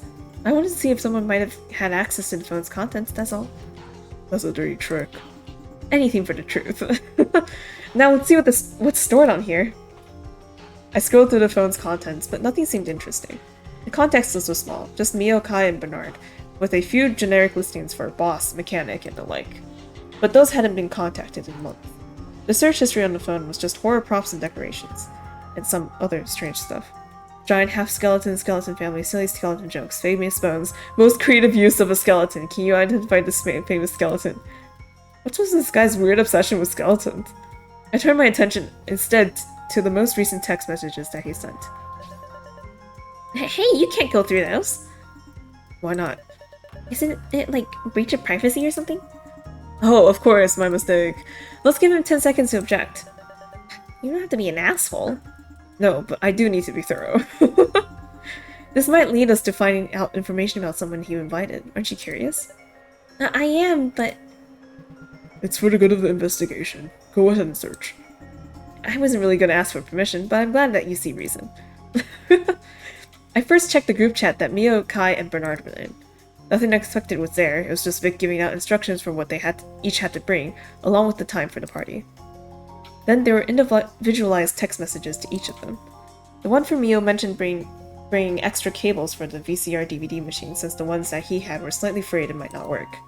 The one for Kai mentioned that he should be careful not to drink before getting on the road, and to wait until the party got started to indulge himself. Similarly, Vex sent a message to Bernard to make sure he had the right brand of Halloween exclusive sugar cookies that were on sale tonight only. Oh, so that's why he didn't want Or he didn't want her to eat a cookie. It was too exclusive and special. Seems that Victor sent some messages to each of you individually. Special instructions like don't drink and drive, bring extra cables, and buy some special brand of cookies. He was stubborn about making sure the things went his way. So you each followed the assignments he gave out. Yeah, I mean, I'd be an idiot if I drank and drove over here. That's how you get people killed. Plus, you saw all the drinks I brought over. And I brought extra wires as he asked too. I got the cookies he asked for. You saw them when you arrived, actually. I didn't actually get to eat any of them though, but that's fine. I'll get to taste one sooner or later. But that seems to be everything that I could find searching through those remains. I'll just be keeping hold of the phone for now. Fine by me. I checked the bed! Let's see if the bed has any secrets. What are you hoping to find on the bed? I'm not sure, but considering there's a dead body on it, hopefully something useful. I checked under the covers, which were soaked with blood, but found nothing unusual. When I lifted one of the pillows, however, a blood-stained knife gleamed in the light. And that's why we search every suspicious nook and cranny. Anyone recognize this knife? If I had to guess, it's probably a kitchen knife. Might even be from this house. Victor has a fancy set of knives. It might be from his knife block. I didn't think about it before, but if one's missing, then that's probably it. Vic takes care of his things. I see, a knife from Victor's own home. Wouldn't be the first time that's happened. And it looks rather sharp and well tended to. I could easily imagine something like this cutting through flesh and bone. Please, stop talking like that. Fine, I'll keep the gory details in my head. I'll be keeping this on hand just to be safe. You look like you want to say something. Do you think I should hold on to the knife? No, I just get nervous at the thought of anyone handling a knife during this investigation. Well, suck it up. I guarantee you that it's safer in my hands than in any of yours. He could be as pouty as he liked, but I was going to keep that knife safe and ensure nobody else got stabbed with it. Okay, that's everything around the body. Time to take a step back. Blood trail. Let's follow this blood trail. Do we need to? We know where it ends up. The victim just ended up on the bed and was probably killed there, right? Even so, we may find some evidence on the trail's path, or at least some insight on how the victim and the culprit moved. Okay, that makes sense. So I guess we'd start here? Mio pointed to the noticeable blood splotch near the entrance of the room. Does that mean that they were attacked here first? Possibly, or this was the location where the blood was drawn first. Then, if we follow that, our wounded victim ran to the left, near the closet. It had more blood drawn from them. Finally, they make one last attempt at escaping by running over towards the bed, where they are seemingly caught and killed. Well, glean any new information? I followed the trail to see if anything stood out on its path. I passed by a hamper and a dresser, each with bloody handprints on them. And notably, a shirt and a broken lamp had blood on them as well. If I had to If I had to wager a guess, our victim may have tried to throw something at the killer as they attempted to escape. Maybe in their blind panic, they were reaching for anything that would save their life. But ultimately ended up dying on the bed. What a shame. Still, I can't say for certain that's how things went down. Just a small observation on my end. Now, let's see if we can find anything more conclusive. Let's see if we can find something more conclusive in this mess of a room. Messy room. Let's try and make sense of this chaotic room. There's a lot of random items littered about. Certainly not how I like to help my living quarters. Or, certainly not how I'd like to keep my living quarters.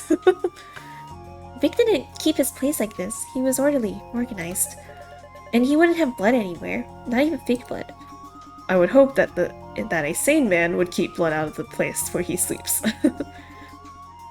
But that aside, these are the classic signs of a struggle. Unless you're lying about Victor being a cleaning man. I've been here plenty of times before. I know Victor keeps this place spotless. Then we can make a reasonable assumption that in some desperate struggle he made a mess of things here. Well, him or someone else. I guess. Anyway, allow me to do a detailed search of this mess. I carefully inspected the fallen furniture, the tossed clothes, and other spots that caught my eye. I even checked the windows to make sure they were locked from the inside. Indeed they were. Most of the spots didn't have anything of note, but I did find something in the fallen hamper. An outfit that was absolutely drenched in blood. I carefully pulled it out from the hamper and showed it off to the others. Look what I found here. Oh shit. That outfit, that's what Victor was supposed to wear tonight. Oh wait, really? There's no doubt about it. We saw him showing it off a couple days ago. Not with all that blood and stuff, but it's the same. That much I know for sure. Oh, interesting. I inspected the outfit closer and realized not only was it bloody, but it was damaged. There were cuts across the chest, collar, and the abdomen. Aside from the blood, was it always so tattered? No, it wasn't covered in all those cuts. I'm guessing those were cuts. Admittedly, it's scarier when it's all bloody and damaged like this, but I don't even want to look. I brought the outfit closer to me so I can inspect it, but as I did so, I heard a jingle. Oh, what was that? I shook the outfit some more and heard it jingling again. The sound came from one of the pockets in the outfit. It was stained ever so slightly with blood. I reached inside and pulled out a bloodstained key. Would you look at what we have here? Could you all confirm to me that this is the key to the house? I presented the key to the others, who were quick to nod. I mean, it looks like it. I guess you could test it out on the front door if you wanted to be sure. But wait, if the key was inside, and all the exits were locked, how'd the killer get away? That's a good question. Let me think about it. The killer didn't get away. The killer is with us right now! Let me check some of these, by the way. Corpse, odd costume. Okay, second corpse, Victor's phone, text messages, bloody knife, bloody mess, signs of struggle, bloody costume, house key. Okay. The circumstances of where this key was found made things complicated. I like complicated. Bathroom time! Let me take a look through the bathroom. Hopefully we'll find something useful. And if not, well, at least Bernard will be close to a toilet if he feels sick again. Hey! Well, that is a towel. Someone got their period early. Sorry. I ignored Bernard's complaining and walked into the bathroom. It was relatively clean, but the blood in the sink and on the nearby towels stuck out like sore thumbs. At least it's not as bad as it is in Vic's room. Agreed. Now let's take a quick look. I checked the sink. It was wet and there were obvious traces of blood in there. It was used relatively recently. Aside from that, however, I couldn't find anything else of interest in it. I checked the medicine cabinet, but all that was in it was a half-empty bottle of headache tablets and some ordinary toiletries. The toilet, thankfully, was about as plain as can be, same with the shower. So I finally checked the bloody towel that was hung near the wall. There sadly wasn't much that I could glean from a bloody towel, only that there was a fair amount of blood on it and that it was wet. Not exactly case-breaking, but it was information all the same. Is Luigi pleased with what you found? I shrugged and turned to head back to Victor's room. Not disappointed, but not exactly enlightened either. But not every discovery has to be case-breaking. Yeah, I guess you have a point. But we have to be able to fit all this together, right? We have to. In due time. You can't rush a solution, otherwise you'll just crash and bumble your way through mistakes. Kai didn't seem all that happy with that response, but it was the truth. A good solution comes from putting every piece of evidence in the proper place. We just have to go one step at a time. That was insightful. Did you manage to make sense of anything? Yes, I figured out that we're dealing with a locked room mystery. You're going to have to fill me in on what that means. It's essentially a type of impossible mystery, one where the victim is found in a locked room with the only key inside. In our case, we have two victims that were inside a locked house with no exits, yet the only key was found inside a pocket of this bloody costume. Aside from the door that I broke down earlier, there are no other notable signs of forced entry or exit. Though it would seem that it would be impossible for a culprit to have committed this crime and then left the scene unnoticed. Hold on, so you're saying that these murders are basically impossible to solve? Don't get frantic. There's always a way to explain a murder. Even a locked room mystery can be explained through reason and logic. We just have to go through all the potential solutions. How should we start trying to wrap our heads around this? First off, do you know of any secret passages or hidden doors inside this house? Your friend strikes me as the type that might keep one around for the sake of scaring the occasional guest. As far as I know, he hasn't done anything like that. This is just a plain old house. The most he's ever done is add decorations to it. We're going to double check just to be safe. Feel around the grooves in the walls, dust markings, some misplaced button, anything. I guess it's better to be safe than sorry. Everyone thoroughly inspected the walls and items in Victor's room, but we found nothing. We did the same in the bathroom, but again, no hint of a secret passage. That was a waste of time. There's nothing wasteful about ensuring that there's no secret passages. Plus, we still need to check the other rooms. We're going to check more? Yes, it'd be incredibly naive of us to assume that just because our one room didn't have a secret passage, that the others wouldn't as well. Okay, let's just get this over with then. We went back to the laundry room and checked again for secret passages, but we didn't find anything. All these rooms! Afterwards, we checked the living room area, yet we found nothing. While I was there, I confirmed that the key we found was the one that locked the front door. We checked and still didn't find any secret passage, so what does that mean? It means that the culprit didn't use a secret passage. What else would it mean? I thought you'd have to come up with a solution by now. There are other ways to explain the locked room, but before that, I need to ask. How many other rooms are there in this house? There's the attic. Aside from that, there's not much else. Lead me to the attic, then. What are you hoping to find up there? Don't tell me you're going to search for more hidden passages. We might, but I'd rather just ensure I don't miss any clues up there. Sorry. You choke on your spit. Otherwise, I'll have to start getting sloppy with my deduction. But we'll cross that bridge when we get there. Kai, lead on. Kai doesn't seem to enjoy being ordered around, but nevertheless followed my instruction and led our group towards the attic. The climb up into the attic was short, but when we arrived, I had to take a moment to stare at all the clutter inside. Boxes upon boxes stacked up on top of one another, all carefully marked and labeled, so I could see that they should contain decorations, costumes, books, and taxidermy supplies? Vic always had his interesting hobbies. Right. I looked over at the animatronic staring at us in the corner. Is that the animatronic? Oh my god. If anyone tried to sneak into this place, they'd probably be scared to death. Luckily, I have no fear. Okay, I guess I'll get searching. You're gonna search through all these boxes? What are you looking to find? Something that'll crack this case wide open.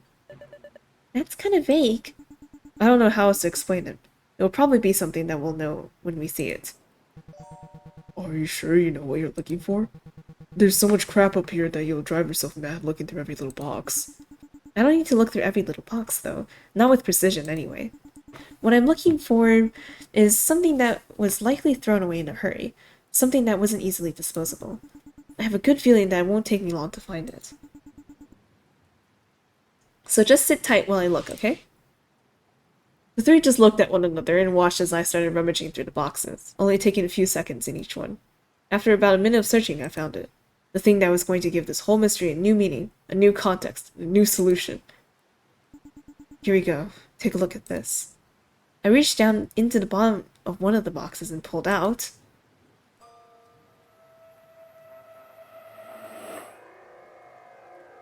Oh. The empty and discarded skin of Victor. Cool, I love a doppelganger scenario. Or if it's slime, doppelganger, slime, doppelganger, doppelganger. When I revealed the horrifying mound of skin to the others, they stood petrified and sheer in shock. I'm glad they didn't draw it though, because that would be gross. Okay. Poor Bernard looked like he was on the verge of fainting. What the hell am I looking at? Skin, obviously. I know it's fucking skin, but why does it look like that? I feel like I'm about to lose my mind. I've already seen so much fucked up shit tonight. It's like one of those creepy masks in horror movies, but it's a whole bodysuit. An astute observation. It really does look like something you could just wear, doesn't it? I was tempted to try and step into it to see if it fit over my body, but that might be a bit too graphic for these poor souls. Instead, I laid the skin out on the floor like it was one of those bear rugs. This should give us a good perspective on things. What are we supposed to understand by you putting this thing out in front of us? I want to know why the hell there's even this fucking skin bag here. That's a good question, but don't you think you ought to know the answer by now? No, you can't mean... Haven't you thought it was strange that both of the corpses we found so far had bones, blood, and viscera, but no skin? And here we are, with only one victim's skin. It can't be. It can't. What the hell are you freaking out about? I thought it was just a myth. I honestly thought that it was just a myth. What are you talking about? What your friend is freaking out over there is the fact that our killer is no mere deranged psycho. They are, in fact, a doppelganger. A doppelganger? You mean the shape changers? Wait. For once, Bernard was frantically demanding attention. No way, it's not real. Monsters aren't real. It's bad enough that they exist in fiction before them to be real. Stop! I don't want to imagine that there's actually some doppelganger here. Because... Bernard looked over at Mio, who mirrored his look of terror and dread. What would it mean? Are you acting slow, or are you truly that ignorant? Huh? I don't have time to explain it to you right now. Talk it out with your friends. I'm going to inspect the skin. Alright, I guess. In truth, I didn't expect that it would be an easy conversation for them to have, but they needed to have it. If only so that it'd be easier for me to explain my theory later. Oh-ho! While they did that, I looked over the skin and immediately spotted a couple of oddities. The first was the number of puncture marks across the skin. A pair by the neck, multiple ones by the chest, one by the lower abdomen. As expected, after that my eyes went straight towards the hands.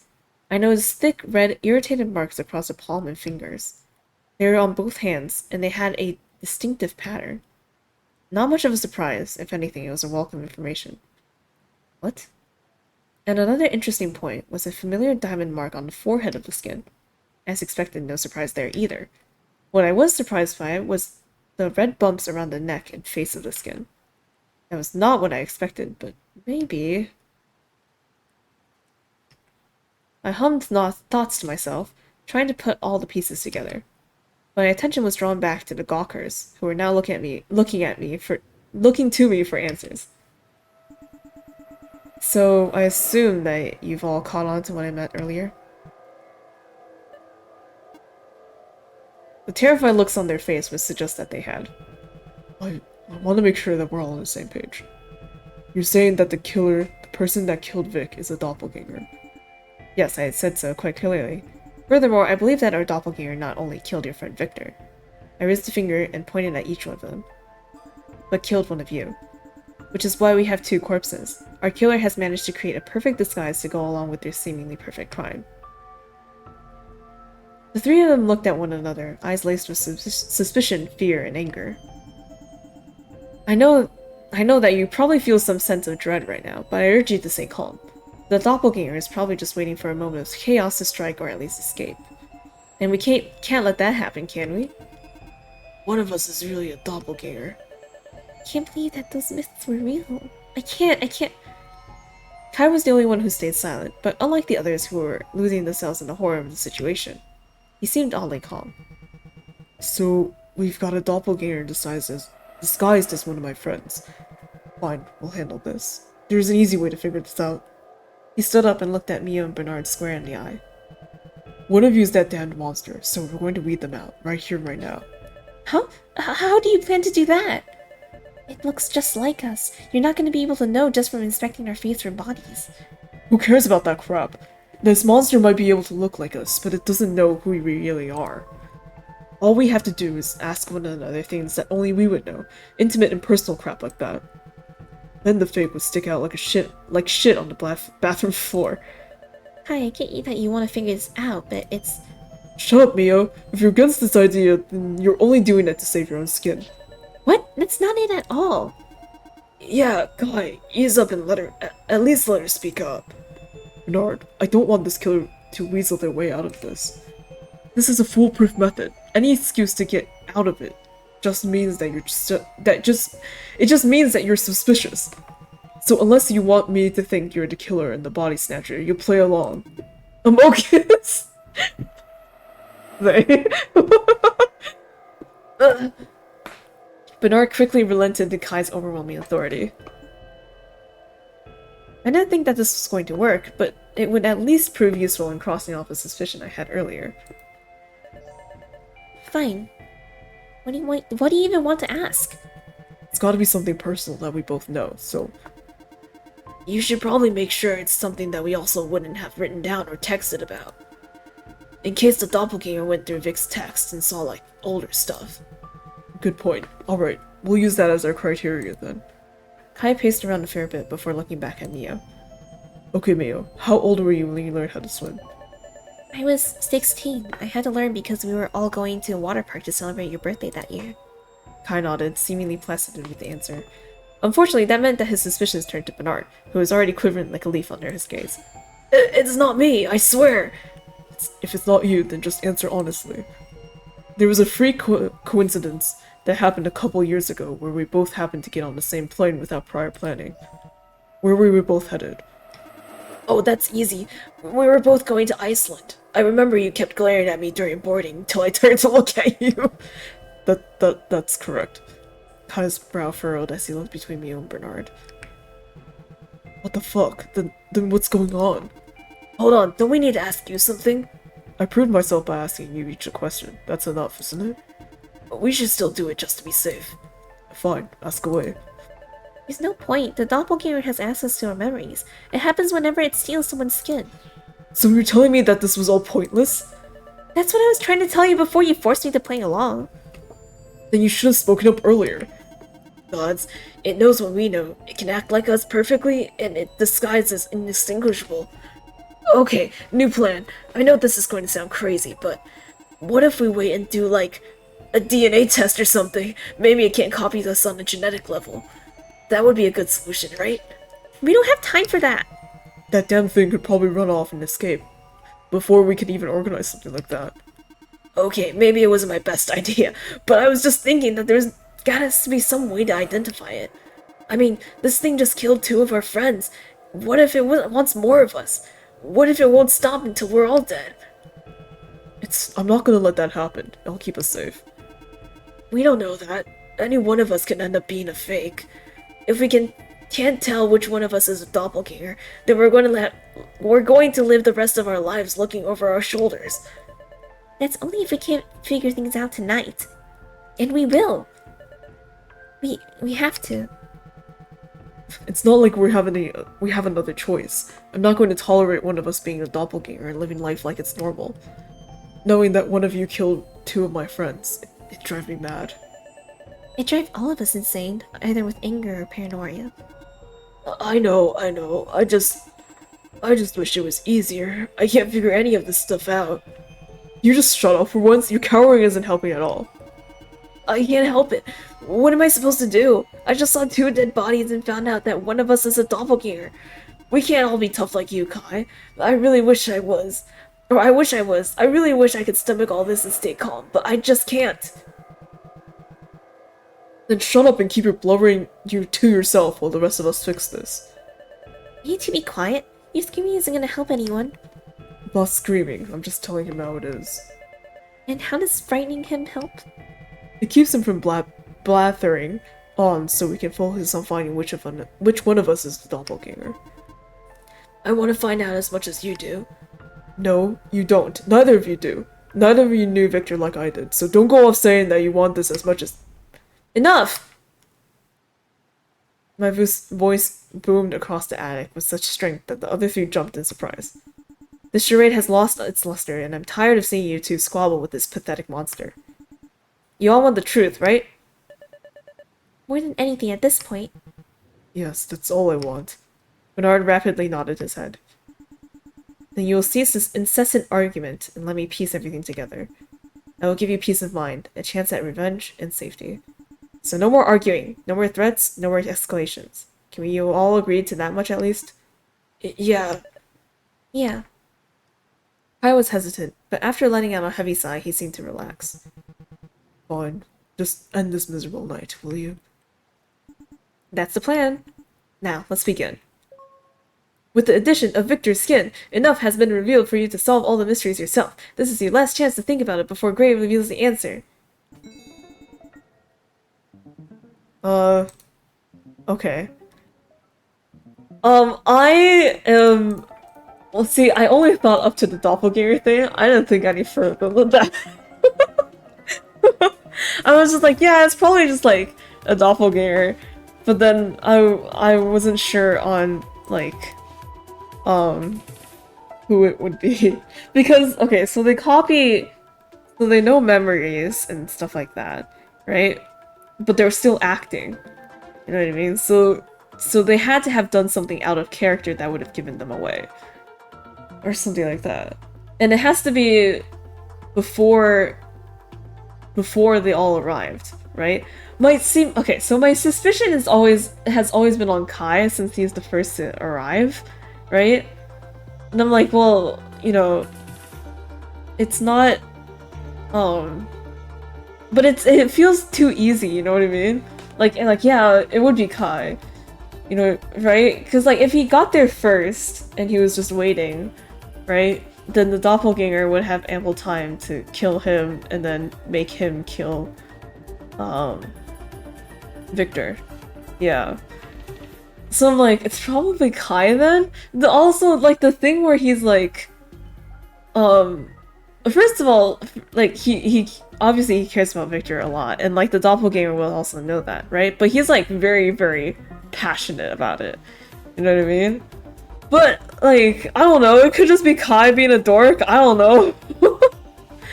And also the thing where he kind of just, like, took the lead at the very end there, where he was the one starting to ask questions and whatnot. Like, he stood out the most, right? Which I feel like is a killer tactic, you know? Like, if you ever play Amogus, it's like, if you're asking other people questions and playing detective, right? It's very easy for people to not suspect you, I feel like. I don't know. Okay, I don't know if any of the clues help me though, especially with the doppelganger related thing. It could be a red herring, yeah.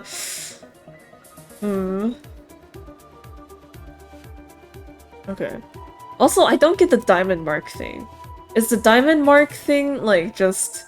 Is it just because it's a doppelganger and it's just like, that's just how they are, that's just their quirky little thing, they put a diamond on people's heads when they kill them? I don't know.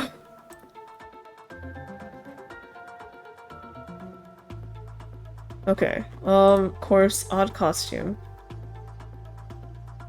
Slightly scuffed, notice there's Victor's costume from last year. Never, okay. Second corpse. Scratches, okay. Ribs fractured. Skull has a diamond mark carved onto it. What was the marks on the skin? The hands and res. Oh, right, yeah. Okay. There are multiple stab wounds around the chest, legs, and necks. The hands have rope burns on the palms. Oh, okay. So Victor was tied to the bed, I guess? Okay. I mean, there are odd red bumps around his neck and face. What's odd red bumps around the neck and face?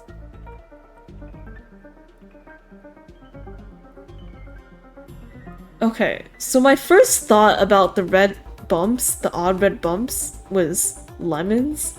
Because Kai mentioned that Victor can't have lemons, right? And I'm like, but he didn't really say why. I assumed it was because Kai's allergic, and maybe the red bumps is like an allergic reaction or something with lemons. But Kai shouldn't have brought lemons with him. You know what I mean? So like that, and we didn't find any lemons, so it just feels like a random theory out of nowhere, you know? And like Victor wouldn't have lemons in his house if he's allergic to them. But Kai is the only person who knows this information, so if the doppelganger had killed Kai first and then learned about that, then they would have been able to to do the allergic reaction. if this even is an allergic reaction. I don't know. They turned into Kai and they were like, time to go to a trip, go to the grocery store, or something. I don't know. Face has a diamond-shaped mark carved into it. So, okay, so the diamond-shaped mark 2 is like... So that was done from the outside. I thought it was like after the skin got taken off, they like carved it into the skeleton. Like they had said before, but it seems like it just happens when the doppelganger takes over or something. I don't know. Maybe there's a bloody towel, bloody sink. Yeah, that's the thing. Like, I feel like towel, sink, the costume, these things, it's like just stuff that just like cleaning up. Or maybe they didn't know he was allergic and this was like a clue. No, if the doppelganger is Kai, then they know for sure that Victor is allergic, because Kai knows that Victor is allergic. And the doppelganger would have all of Kai's memories. So they would have known that Victor is allergic to lemons. So, but like, that's the thing, like, there's no talk about lemons or anything like that, so it probably isn't lemons, and I'm just rambling my conspiracy theory. But I'm not sure what else red bumps around the neck and face could mean.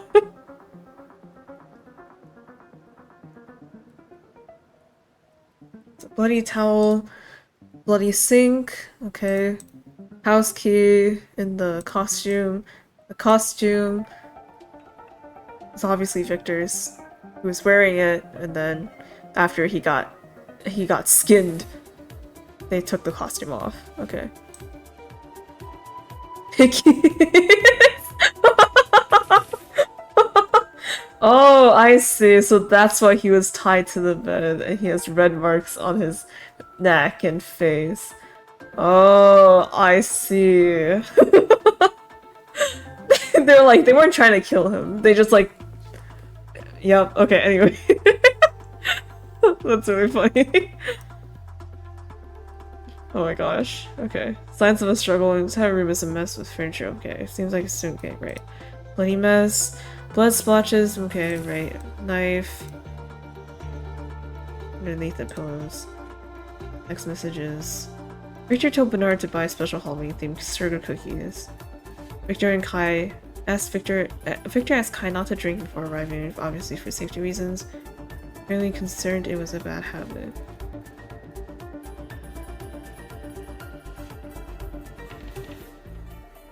Mio was told to get some special cables to attach to an old VCR for television one thing, right? Everything's pointing to Kai, bro. So Victor told Kai not to drink. Concerned it was a bad habit. And Kai was very like, oh yeah, obviously I wouldn't. You know? No, I don't know. No, but I don't know, no, it's fine. Ads! There's an ad! There's an ad! Use the wires to tie him up.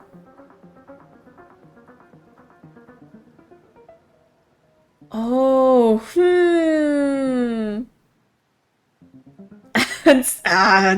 Ads! Okay. If they use the wires to tie him up. Oh.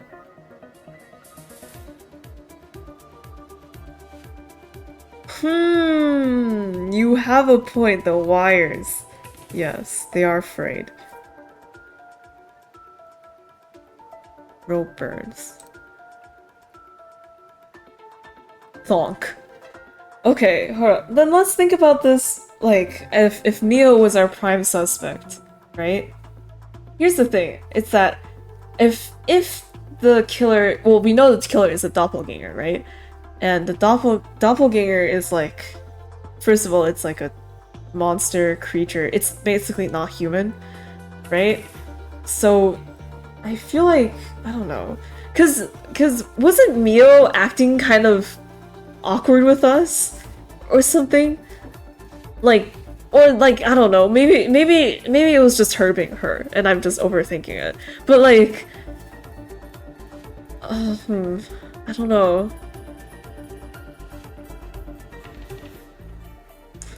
Like, would she have known that we were a Reaper before we said we were? Like that sort of thing?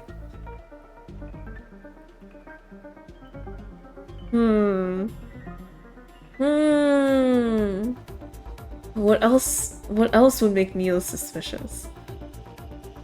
I mean, she was the one with the book, so...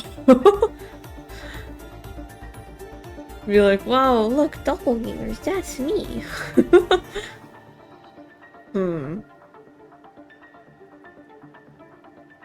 I do like... I think your cable rope idea is very...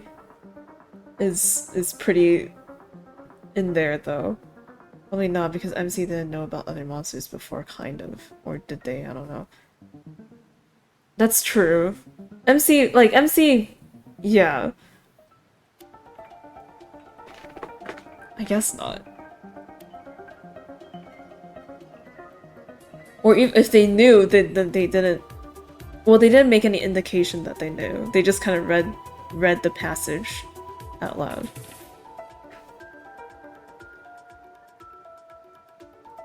Victor's personal phone is smeared with blood. The most recent text messages from the group chat match everyone's account of what they were supposed to bring to party. However, Victor said, okay, right.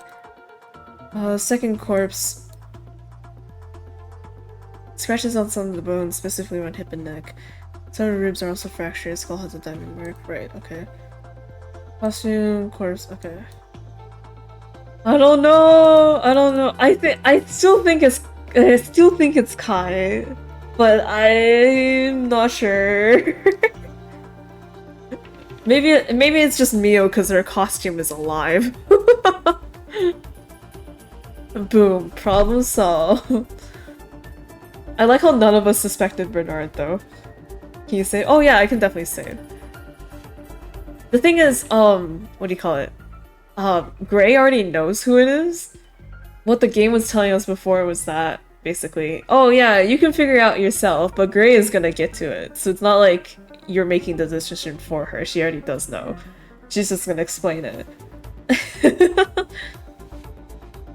I don't know. Maybe we'll get to choose and guess, but or we're just like playing along like audience of like a TV show. Yeah. Anyway, I guess okay, let's hear her explain it. We said our thoughts, we had our prayers, okay. Let's start with the basics. How did our victim die? Which one? We've got two of them. We'll start with Victor, since I think that his death will be the easier to explain. Plus, it'll lead us in the right direction. First, let's take a look at Victor's skin. There are noticeable stab marks around the abdomen, neck, and chest. These stab wounds match up, not only with the marks on the skeleton that we found in Victor's room, but also with the costume that we found. Naturally, we can make a pretty fair assumption that Victor was likely stabbed to death. Makes sense so far. We didn't even have to look at that far to find where the murder weapon was. There was a sharp, bloody knife right there on the bed, the perfect weapon to make these kinds of stab wounds. From this, we can deduce that Victor was killed while wearing his initial costume by our doppelganger, who was wielding the kitchen knife. And here I thought that the corpse we found in the laundry room was Vic. I can't believe I got them mixed up like that. How could I be so stupid? That was just because of the circumstances at the time. It was the first corpse that we found, so it was a natural assumption that it belonged to Victor. But wait, I'm confused. I understand how the doppelganger managed to kill Victor, but what about the second victim? We all arrived together, right? And the house was locked shut. And we even found Victor's house key inside his costume, so that would mean that it's locked from the inside, right? This is true, right? So, okay. I didn't quite think about the lock room aspect. Like how could it... Or like, how could the doppelganger have left the house after killing? Even if they did swap into and become someone else, they'd still have to leave the area somehow and then lock it from the outside. So I don't know how that happened. My other thought was that, okay, it wasn't a doppelganger, it was a slime like they described in the books, and the slime just like withered out of a crack and then left. Yeah. Again, if it is anyone, I feel like it would be Kai, because Kai is like, yeah, I've been to Victor's house so many times, and like, if there was a secret passage or whatever, whatever Gray was talking about before, like, Kai would have known, and then he just like did not say, you know what I mean? Because Kai would be like, yes, I know, but the rest of the people don't know. I don't know. Maybe. I don't remember the details of the slime one though, but they did say that when the slime becomes someone, there's like weird, like extra things on them. Like it's not like a perfect copy. You know what I mean? Like they have like extra stuff floating on them. So it's probably not a slime. But Right, we have found his house keys inside his costumes. We have no idea how. It would mean it's locked from the inside, right? How could they have gotten that second victim? Well, obviously they were just waiting in ambush. They probably stole Vic's skin and were just waiting in his room for someone to come by. Mia pointed to Bernard and Kai. Both of you were alone for a while, right? Kai went off to look for Vic earlier, and then you went to Vic's room after we found the skeleton in the laundry room, Bernard. Oh, wait! They're saying... Okay. Could be hidden as a costume. Yeah. Then it's Mio because her costume keeps moving. Okay, wait, no. They're saying... There's actually... Okay, so they're saying that it's not actually... Yeah, so we got our order wrong. Oopsie.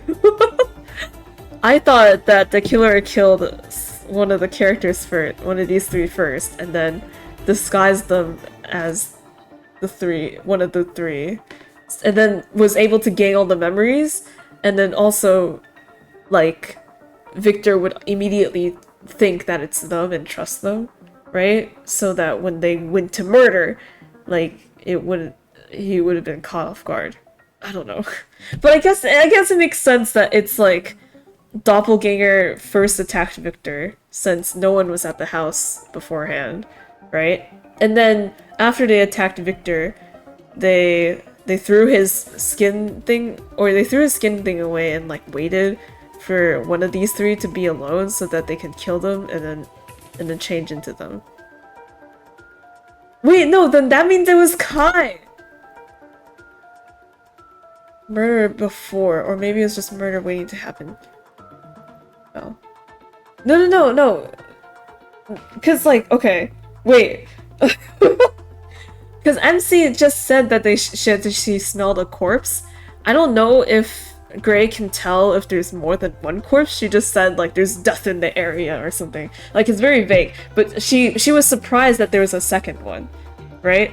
So but what they're saying is that, like, so basically, when Victor got killed and then Doppelganger hid inside the house, when they all bust down the door to walk inside, like, once one of them split up, the Doppelganger went after one of them and then killed them and then disguised themselves as them. Which means that it was Kai, because Kai was the one who went off to look for Victor, remember? He was the one who found him in the stupid laundry room first. So... And Victor has to be the one who is dead on the bed, you know what I mean? It can't be Kai who is on the bed. So Kai has to be the one in the laundry room. Or like, if it was any of these three, they had to be the one in the laundry room, the skeleton. Ah! Everything is pointing to this man right here. Hello, police officer? Okay. Alright. Anyway. Go, Gray. Say the truth. Kai went off to look for Vic earlier, and then you went to Vic's room after we found the skeleton in the laundry room, Bernard. So the killer must have ambushed one of you two and killed you then. What? You can't you can't pin the blame on me just because I went to check for Vic alone. Yeah, what he said. Can you prove it? What I said makes complete sense, doesn't it? I'm not good at thinking on my feet. Well, I'm sure there's some way to explain it, right? Bernard looked sheepishly at me as if hoping I could explain all the problems away. Luckily for him, I could. Not a bad attempt, Mio, but off base entirely. Oh, okay, never mind. How so? For starters, when Bernard left to go to Victor's room, we already had found the skeleton in the laundry room, remember? And recalled the details, it had broken a hybrid bone, but no stab wounds to speak of whatsoever. We already concluded that because of the matching skin, outfit, and skeletal scratches, that the corpse in Victor's room belonged to Victor himself. Thus, there would be no way for our doppelganger to have ambushed and killed a third victim. What? Okay. Whatever. Yeah. Yeah, what she said.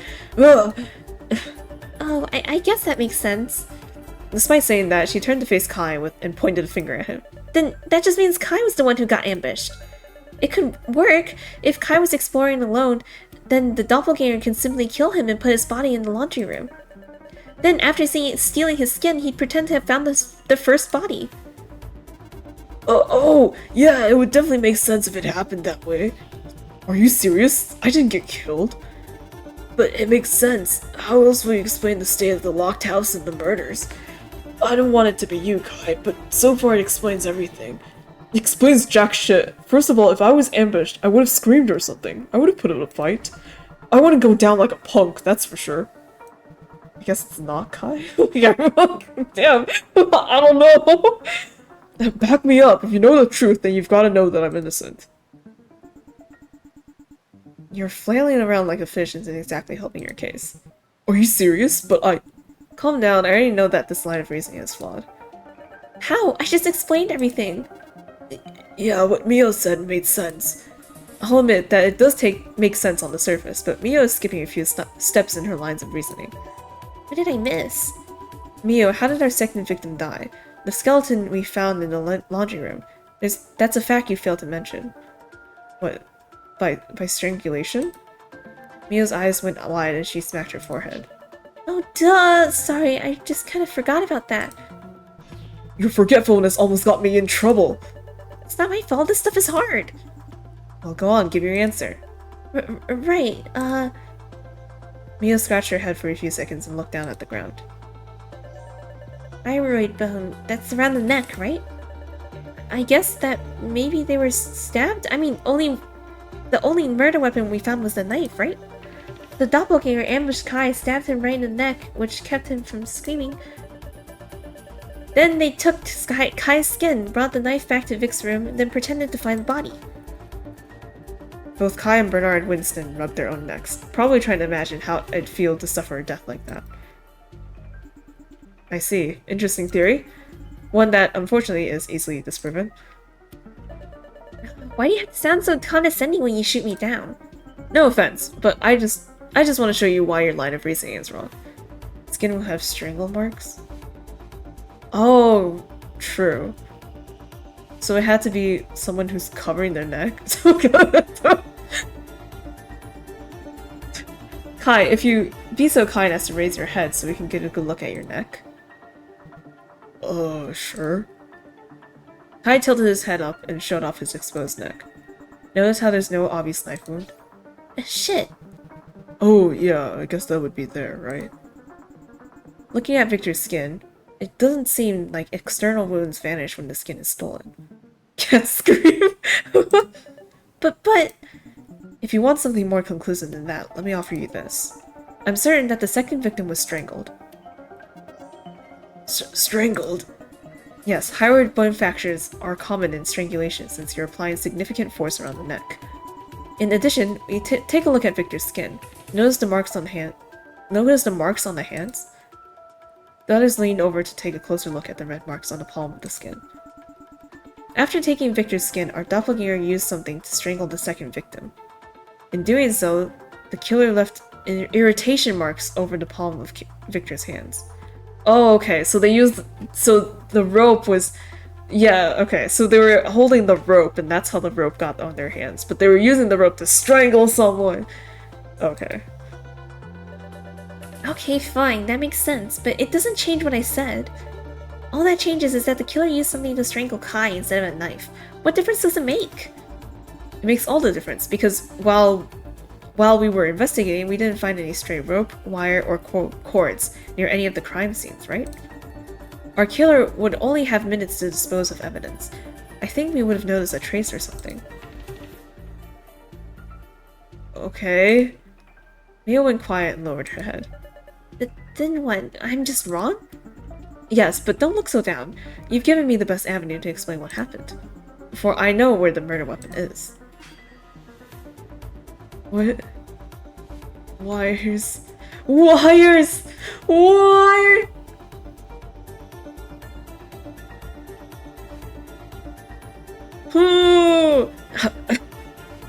You do? Well, don't stall. Tell us already. I will if you all be so kind as to follow me downstairs back to the living room. Mio seemed sullen, probably because she had her efforts shot down.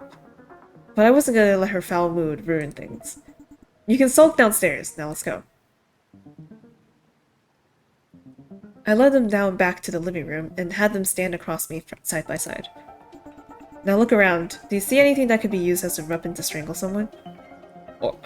Or the nooses on the ceiling, like, what? Is it in this room? Yes, it's in this room.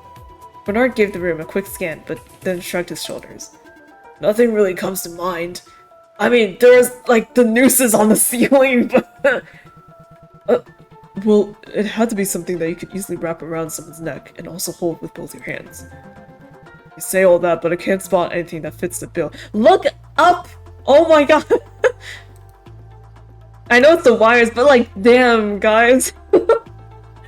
What about you, Mio? Me? I can't really think of anything. They're blind! Really? Nothing at all? What about the wires that you brought over? What? Mia averted her gaze from me immediately while the other two turned to look at her. You could easily use those to strangle someone. Mio, don't tell me that you... Shut up, I didn't strangle anyone. All I did with those wires was set them up by the television, that's all. But they wouldn't be the... but they would be the perfect weapon, right? I had to admit, it was somewhat amusing to see them jump on one another so easily was just a mere suggestion. But I needed to temper my fun before things got out of hand. They would be, but it's not them. Oh. Oh, but you just said... I asked Mio if the wires were a possible choice for a weapon. She knows that they are, that's why she got nervous. Because if you all came to that conclusion, you'd be breathing down her neck thinking she was the culprit. Oh my god, girl. Gray's like messing with the three of them, but she's also messing with us. Yeah, but you're saying that it's not the wires, then what is it? I pointed up. It is the nooses! I pointed up at the ceiling. Just like, apparently you guys are all blind. Their gazes turned upwards and looked at onto the noose decorations that were hanging up. It's true what they say. Humans really don't look up. Oh, the ropes. I feel kind of stupid for not noticing that before. So blind. You should. You were going to start accusing me just because I brought over some wires. But you were accusing of just only a minute ago. Yeah, Kai. I at least had some reasonable logic. Partially reasonable. Now, I believe the rope you're looking for is this one. I reached for one of the nooses hanging up on the ceiling, though I was a bit too short to reach it. Oh, shit. Okay. I guess that works. I was able to use my scythe to gently tug it down from the ceiling. It's not just a prop. Nope, it's actually a rather handy investigation tool, but it's not good to be reliant on it when the basic logic will do. Now, for the rope. Once it was in my hand, I began to undo the knots on it until it was just a single piece of rope. Here, see these frayed portions? These were likely handled by our killer when they strangled our second victim. Plus, the size of the rope and marking left on the palm match. This is certainly a murder weapon. How were you able to tell which one of those ropes was the right one? Attention to detail. This one just looked a little out of place. The noose was a bit sloppy and the shape was slightly different from the others. It's one of those tools to grab merchandise too high on the shelf. You've got a really good eyes if you can tell just by looking. As satisfying as it'd been to spot the rope, it was even more satisfying to have my skill acknowledged. Even if it was only by Bernard. Okay, so you found out the murder weapon was this rope. How does that help us? Use that meatballs you call a brain and think for a second. If our second victim was strangled with this rope, which we found in the living room, then were they ambushed? Well, they'd have to come back in here and put the rope back up as a noose on the ceiling, right? Right, but not only that, you need significant time to take the rope, form it into a noose, and then maybe some kind of box or stepping stool to put it up. Yeah, like, that's the thing. Like, we never thought about this because it takes way too long. So, okay. So what they're saying is that, basically... Wait. I don't know. I don't know! The only time the killer could have done that is while everyone was waiting for either, like, waiting for Vic to show up or waiting for other people to arrive. Right? But then the brain's so empty. No, you're wrong. Brain is so full. It's full of dots, but none of the dots are connecting. Okay, so like, okay. But that brings us back to the questions like, how the hell did the killer get out of a locked room with like, no issue? It's a slime! Okay.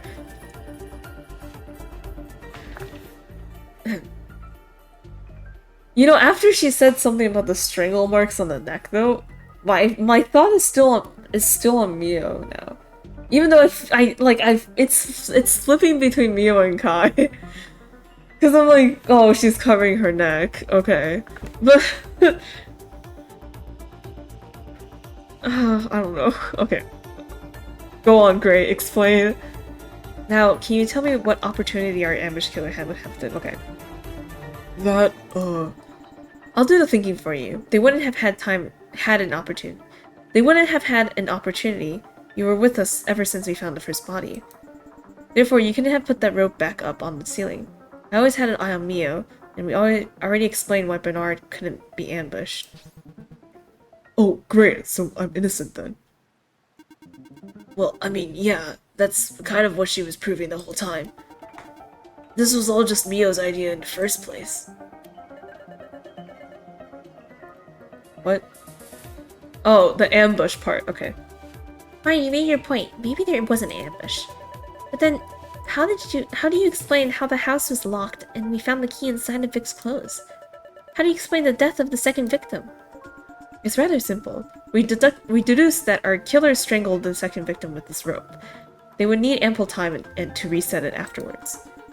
Since no opportunity occurred after we entered the house, this means that our killer must have strangled our second victim before that time.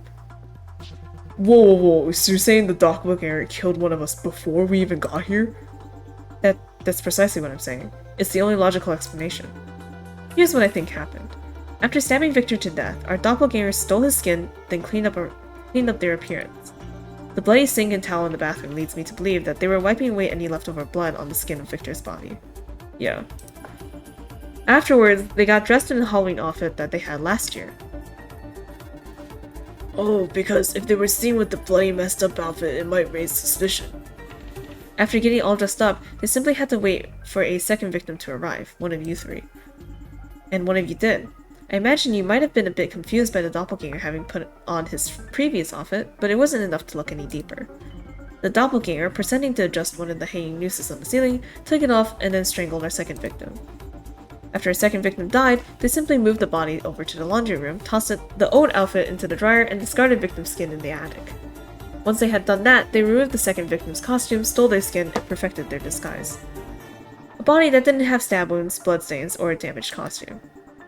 In the remaining time that they had left, they remade the noose and quickly hung it back on the ceiling, then took Victor's house key. Once they left, they merely locked the door behind them, went back to the victim's car, and pretended to arrive sometime later to complete the illusion. They just locked the door behind him? That was it? That was it? Are you wait, no, but then how did it get in the pocket of his costume? Like the bloody costume? That would mean that they took the key with them. When you put it all together, it's a rather simple trick, isn't it? No, it's not! It does make sense. No, it doesn't! But it's confusing since we weren't sure about when the second victim died. Hold on, there's still one problem you didn't explain. In your scenario, the doppelganger would have- Okay, yes. Okay, thank you, Mio. the doppelganger would have had the key on them when we went into the house. So, how did it end up in Victor's room? Oh, so they just made it look like it was a locked room? Bro! Bro. This is a real bro moment. Not us trying to figure out how the fuck he got out without using the key. They were just like, yeah, he used the key. And then he just like snuck it back in. I mean, you're like, yeah, it makes sense. We were just overthinking it, but man. Like, dang. Okay. They just needed an opportunity to put inside Victor's bloody costume. Oh yeah, duh! Silly me, why didn't I think about that? Why are you looking so spooked, Bernard? We're almost at the finish line. Okay.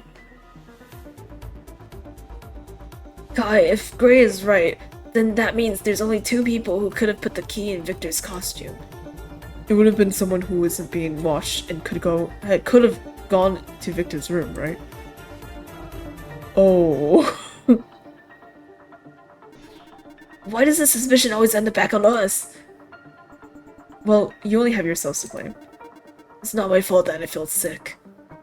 And when I went off alone, I asked other people to come with me.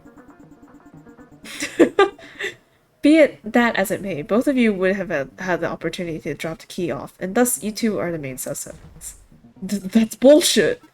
Come on, even after all this, I'm still somehow a suspect. Finally some of the heat comes off me. So how are we going to figure out which one of these 2 is the fake? That's a good question. I was hoping that one of them tracked blood on their shoes, but seems they're clean on that end. Our killer has been careful to get rid of whatever evidence that could directly identify who they are. Well, wait, I have an idea. One of us was strangled by the rope, right? Maybe there'd be some markings on our necks. That's a good point. Maybe they didn't account for that. I showed it off before, but I'll do it again if it proves I'm innocent. Kai raised his head and exposed his neck, and sure enough, it seemed completely clear of any trauma or signs of visible injury. But yeah, but neither does. But Bernard has his neck open for the world to see. Bro, he's showing the most skin out of all. I mean, well, no.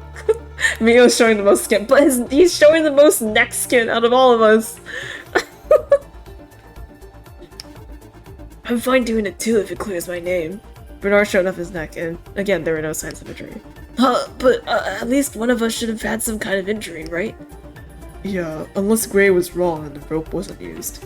If you think I'm wrong, then by all means explain what other weapon was used and when. Don't ask Haughty, just because we found a flaw in your logic for once. My logic is not flawed. Not all straight strangulations lead to visible injuries on the outside.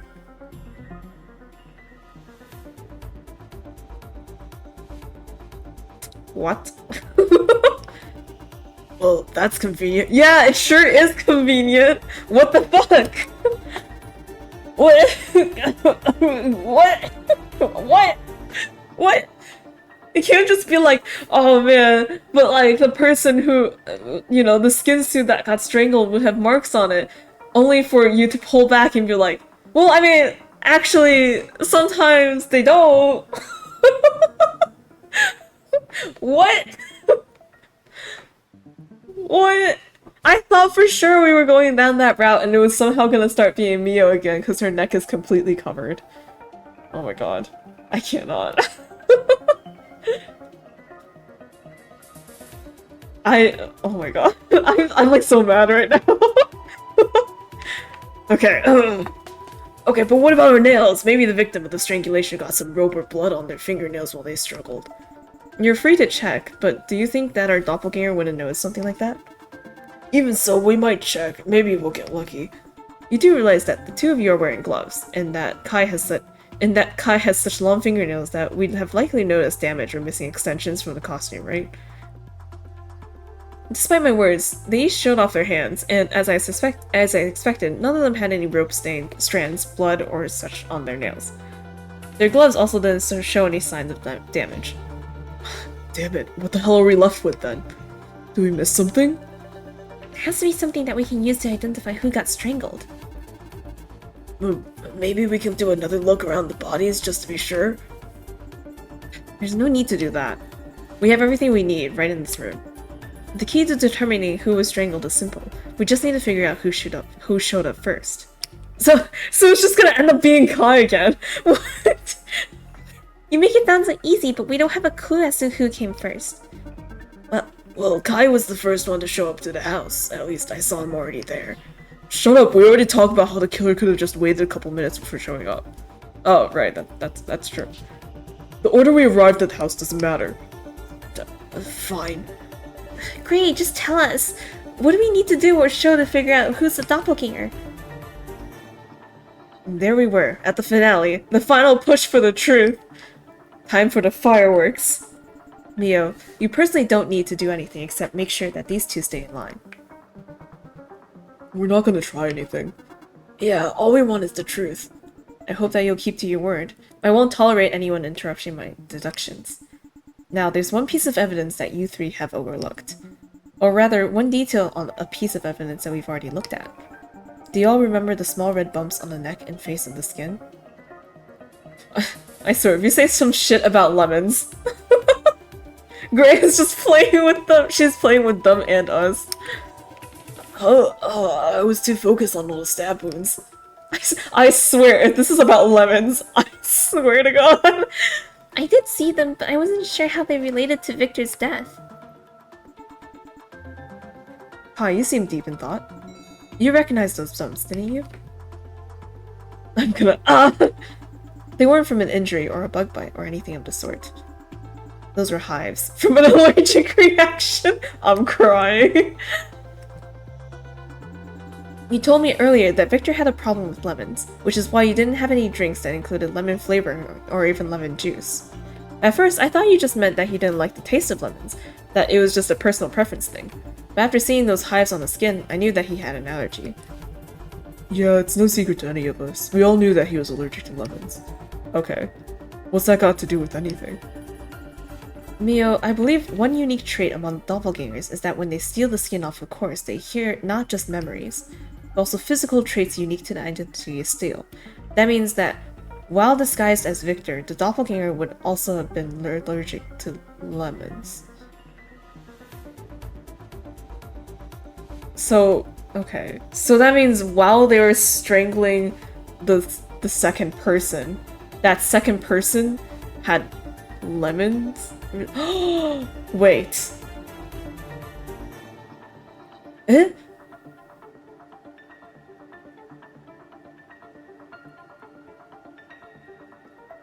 No? Wait.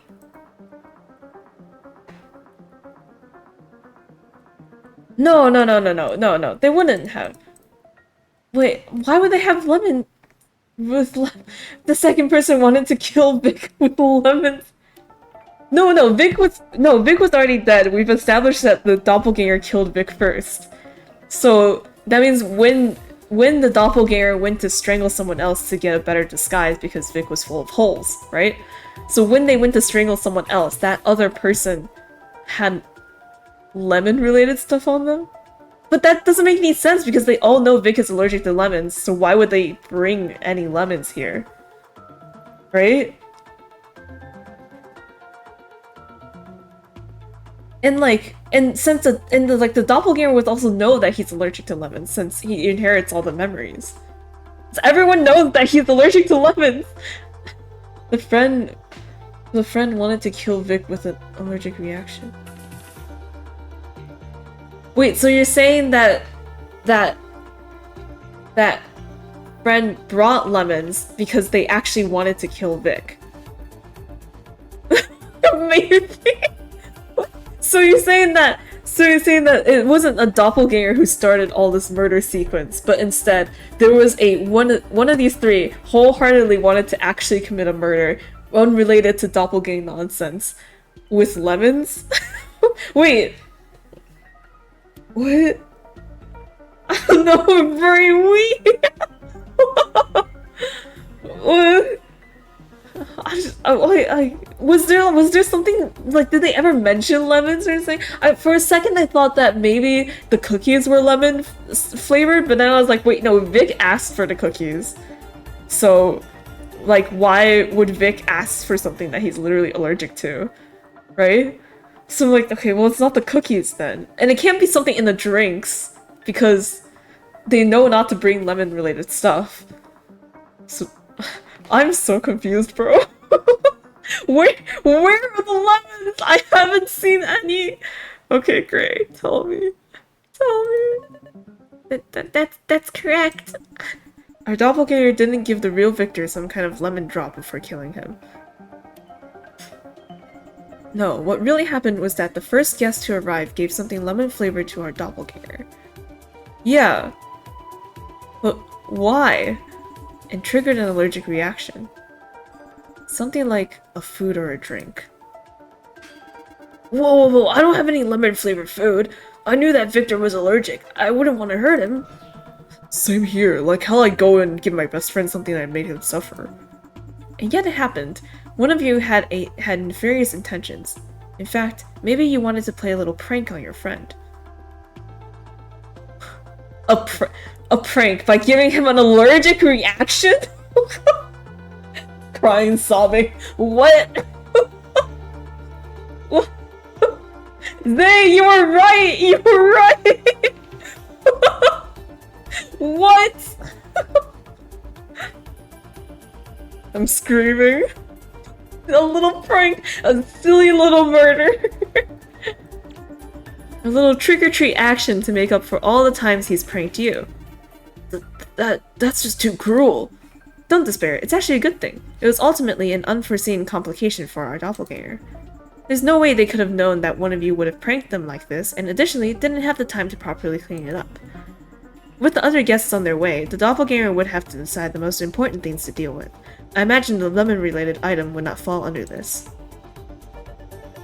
You say that, but what if they did? What if the drinks got dumped into the sink or the food just got tossed outside? Then we'll look for an empty bottle or spare crumbs, but we don't have to do that. We won't have to do that, because our doppelganger has left all the evidence we need right here. Okay, then maybe it's the cookies. Maybe it's the cookies. Maybe they are lemon flavored. I remember them describing the cookies before, and I didn't quite catch. I don't remember the details. I don't know why I think they're lemon flavored, but I do remember, when Gray wanted one of the cookies, Bernard was like, "Hey, don't touch that." Remember? And I thought it was just because, because Vic takes his cookies very seriously. But it's actually because, yeah, we've never tasted the cookies either, but it's actually because the cookies are lemon flavored. Right? So if we had the cookie and learned that they're lemon flavored, then it would have given everything away. Oh my god. I can't believe we, literally suspected every single person. And we just, went around in a circle.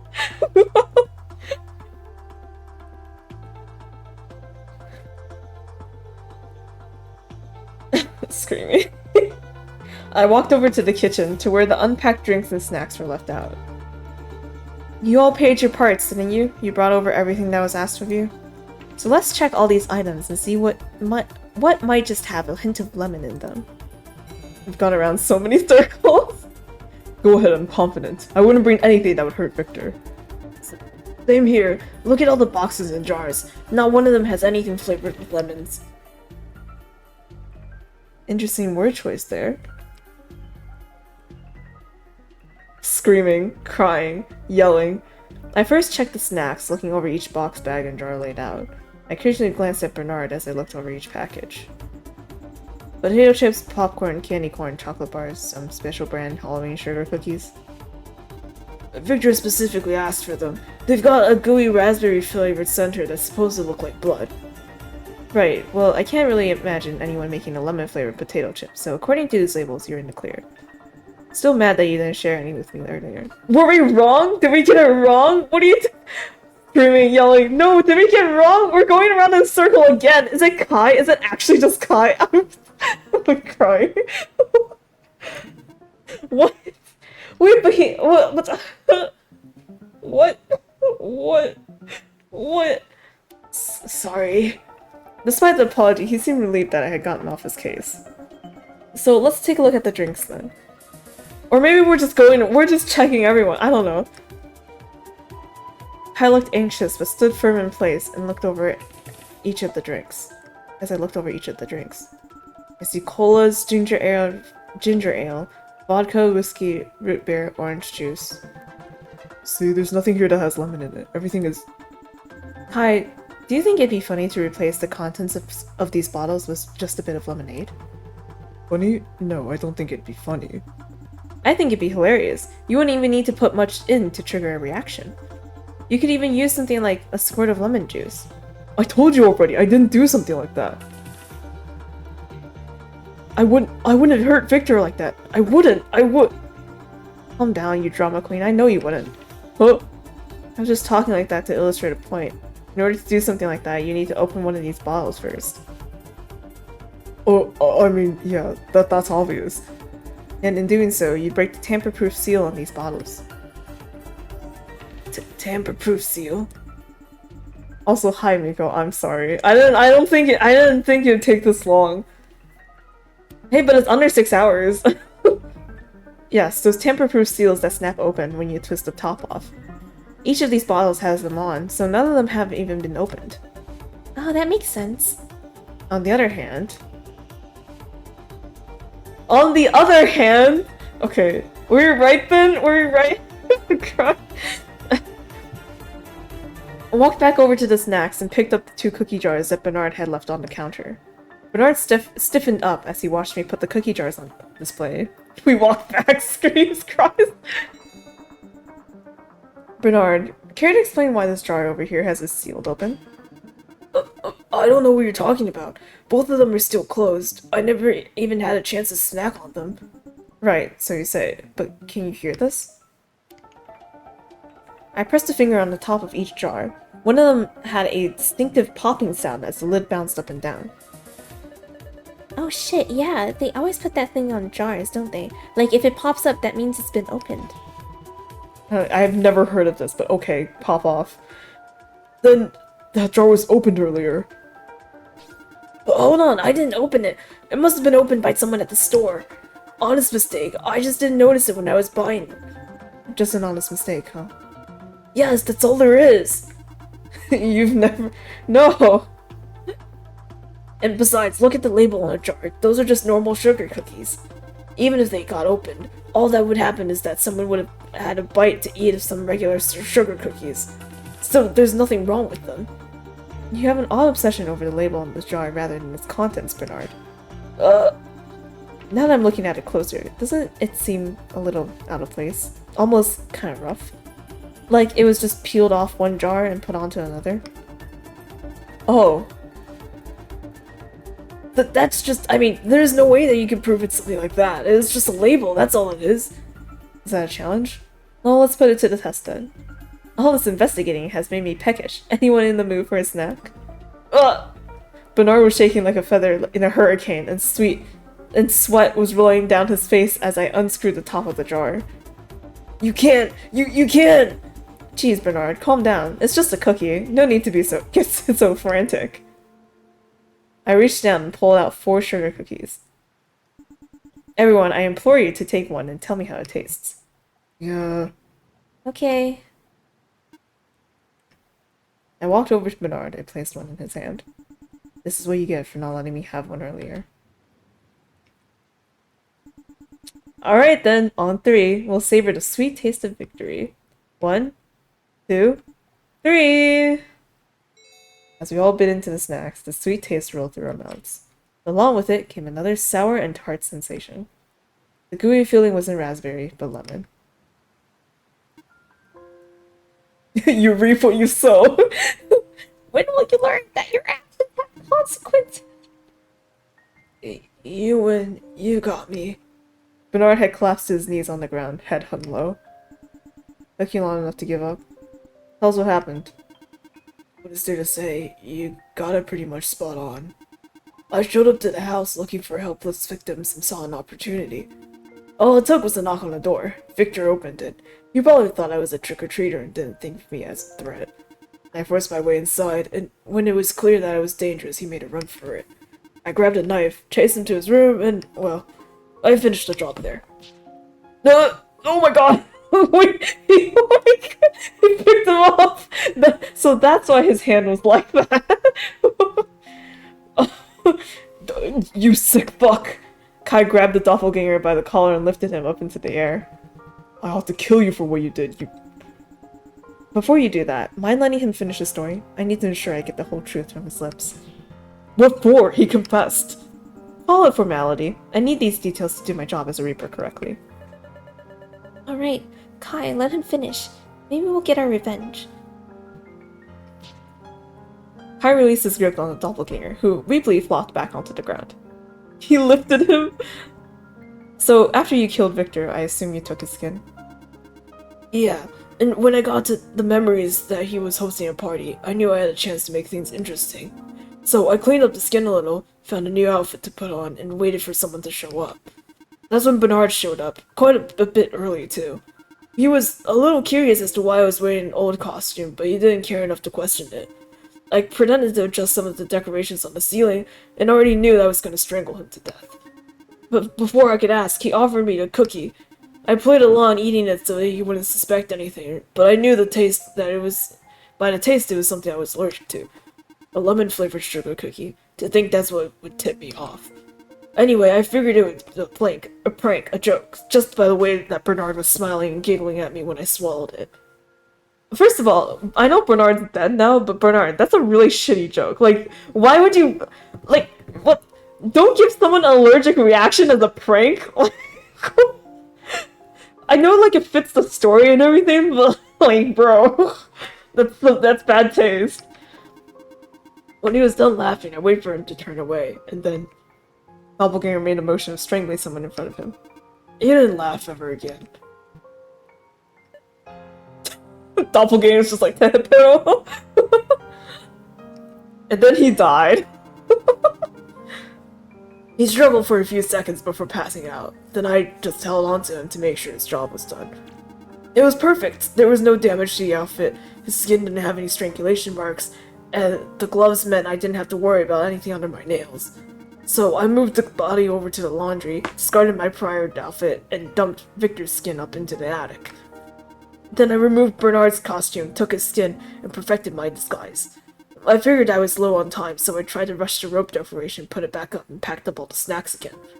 I grabbed Victor's house key, locked the door as I left, and went back to Bernard's car to tell the time of the party. After that, all I had to do was put the house key back into the original costume after I found the first body. I knew that using the person's inherent skittishness would be an easy enough excuse. I thought I got away with it. But it seems I was wrong. What a shame. I don't get it. Really? Seems pretty clear to me. No, I don't get why this monster even killed Victor and Bernard.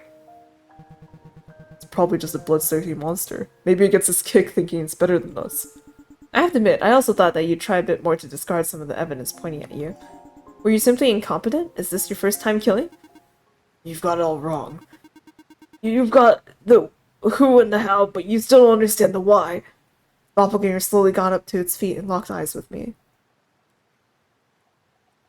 Its stance, its demeanor, and its attitude seemingly changed and looked more irritated and remorseful. Those deaths, they were just supposed to be lures, enticing bait, an irresistible bittersweet smell. What? What? For us? What the hell are you talking about? Speak plainly. Fine, I'll speak so you simpletons will understand. I killed your two friends because their deaths would be interesting.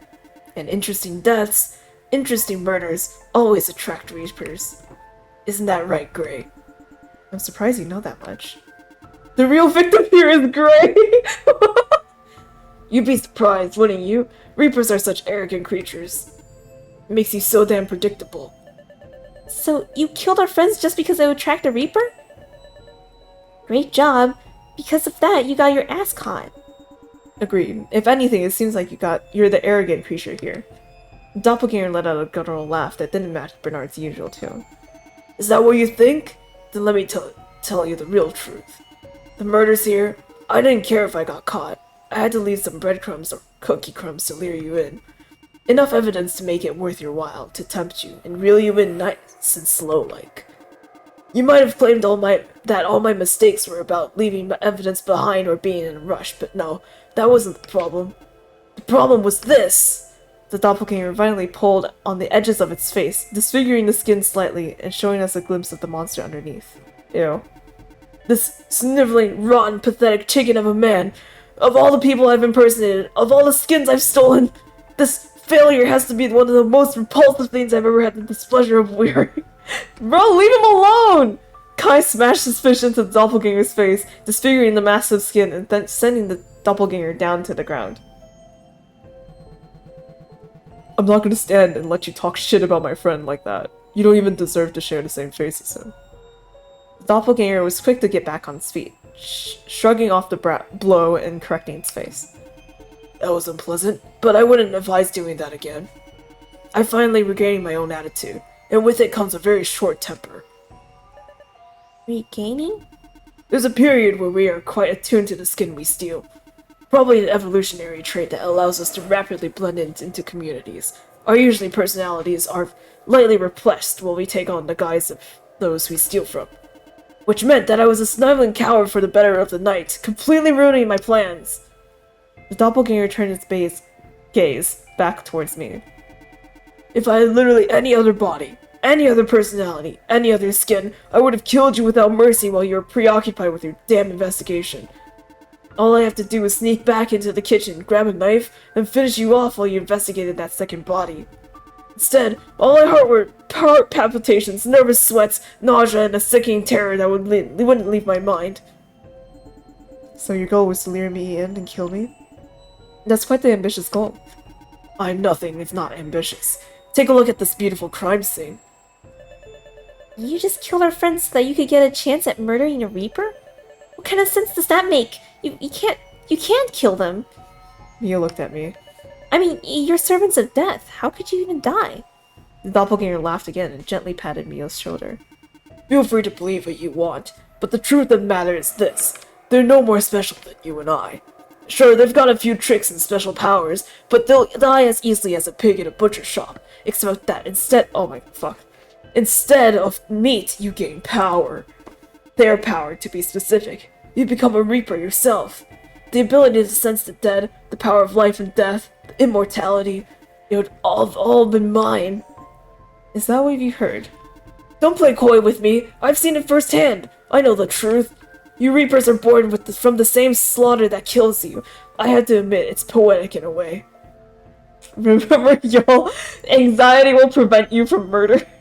If you ever feel worried that you will commit a murder, don't worry, anxiety will stop you. And tonight was going to be my moment of rebirth, if not for this. The doppelganger looked over at Kai, whose balled fists were already ready to strike. Unfortunate circumstance. Why don't you try your luck now? It seems you've regained your faculties.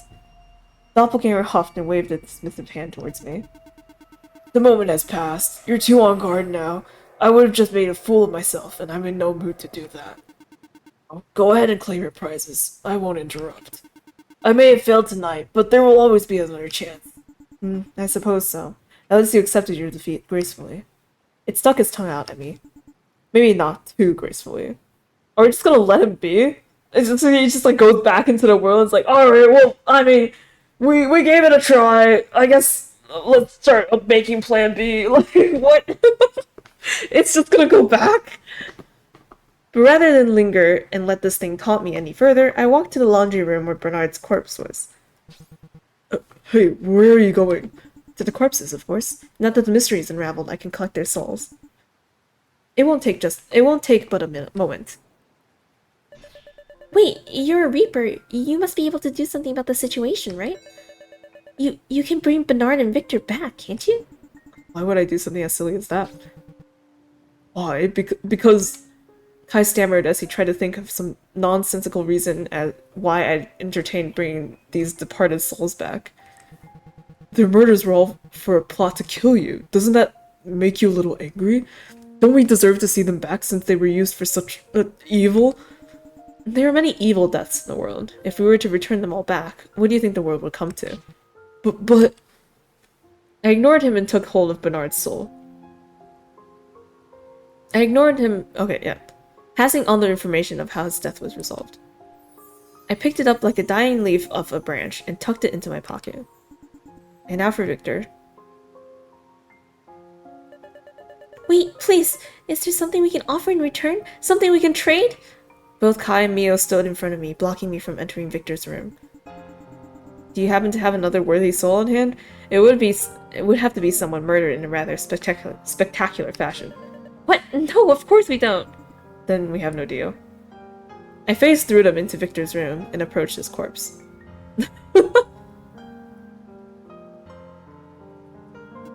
You know, you two could try and kill one another quickly. It would be spectacular in a sense. Imagine it, two friends dying to give their dead friends another chance at life.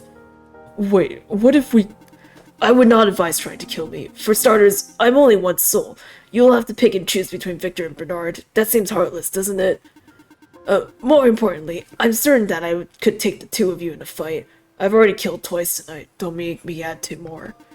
Though your skins would be much better than what I have on now. Come on, tempt me. The cold words were enough to make the other two freeze on the spot, which I quietly appreciated, as it let me grab hold of Victor's soul without much of a fuss. Boing! It was hard to hide my smile, as I was as giddy as could be. Two precious souls in one night. What a steal! I was ready to walk out and be on my merry way, but Kai and Mio attempted to stop me once again. You two know that this is fruitless, right? If you leave with their souls, then we'll tell the world about you, about the existence of Reapers and what you do. I simply raised an eyebrow at them. You would blackmail a Reaper? Do you think that's a wise idea? Yeah, we do it. We go to the whole world and talk about what happened tonight. Really? Let me think about that. I paused and paced around in place while I let my thoughts slip out of my mouth. You two will go to some news outlet and explain how a double murder occurred in your friend's home. Blame it on a doppelganger who likely could escape or alter her appearance. Then tell them that a Reaper in the form of a beautiful young woman came by and busted a case wide open. A woman that you can't trace, can't identify, and can't prove was with you on the night of the murder. Doppelganger, you seem like a decent voice of reason. Does this sound like a good idea to you? Well, I wouldn't do it if that's what you're asking. I agree. It sounds like you'd only get into more trouble. And let's be honest here. The world is full of myths, monsters, and legends. Even if you told the truth in its entirety, what difference would it make to me if a few more people knew what I was, what we did? You should be honored to have such first-hand knowledge yourself. Besides, do you really think anyone would believe you? If more people know, then more people might try and kill you and your kind. I grinned. I'd invite them to try. I phased through them again and started walking towards the exit. I can't believe we're just leaving the doppelganger around. Like he's just like there, living as that. And, oh my god, there's an ad break! No! Miko will never be able to stream. The ads! Oh my god. Bruh. Water time.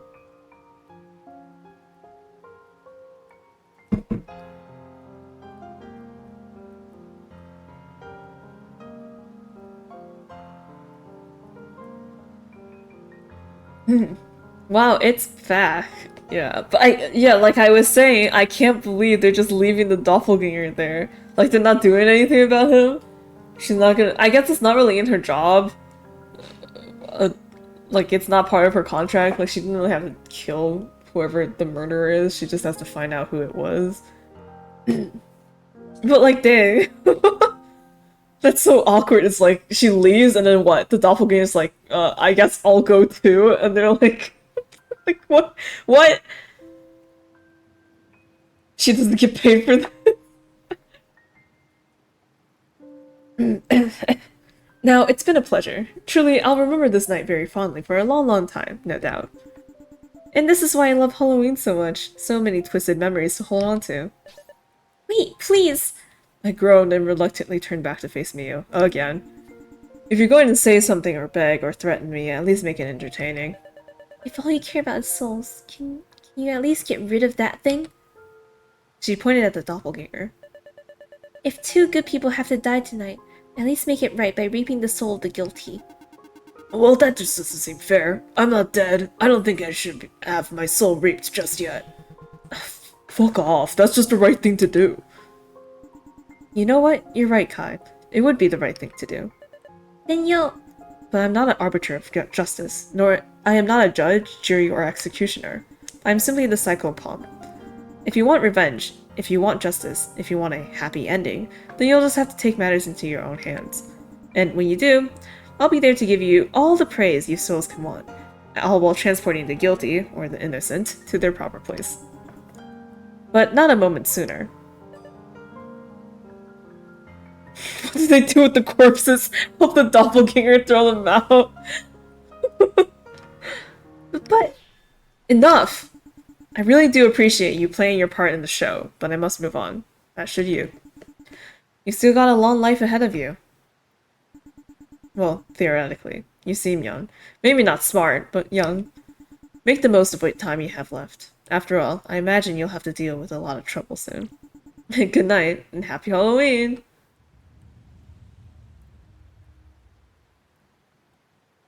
I took a step outside and melted away into the darkness, like rain into the ocean, gone without a trace, and ferried my valuable collections to their rightful place.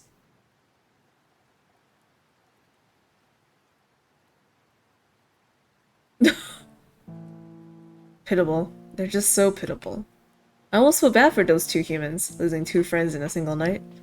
Sure, they tried to get me reaped and probably hate my guts, but I can understand their anger and frustration. I shared it.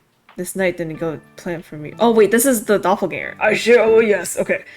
And now I'm stuck with this pathetic, cowardly visage until a new opportunity presented itself.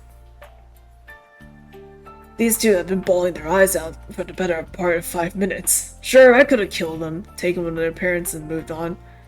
But the damn soft heart that this body has just wouldn't let me do it. Not now, anyway. Are you two done crying yet? We've got work to do. What the hell do you want? Just leave us alone.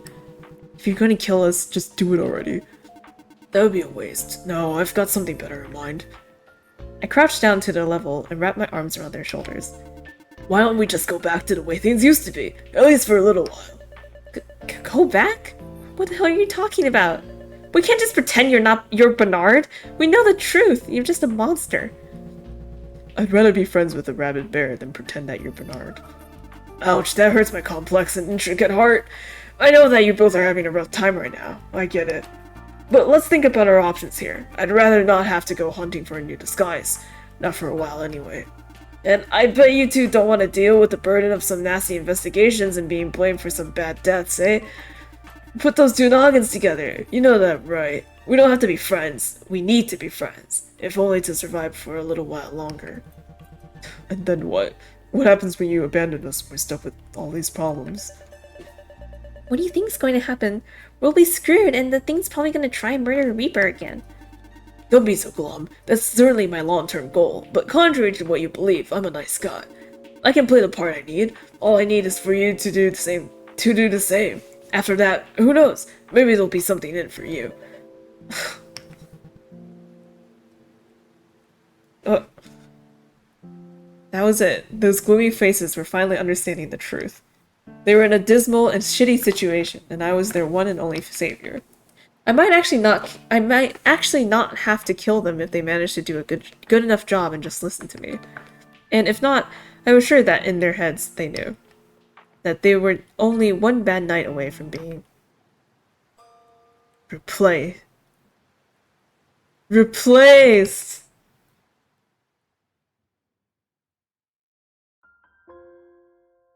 The title! Oh my god! Oh my god.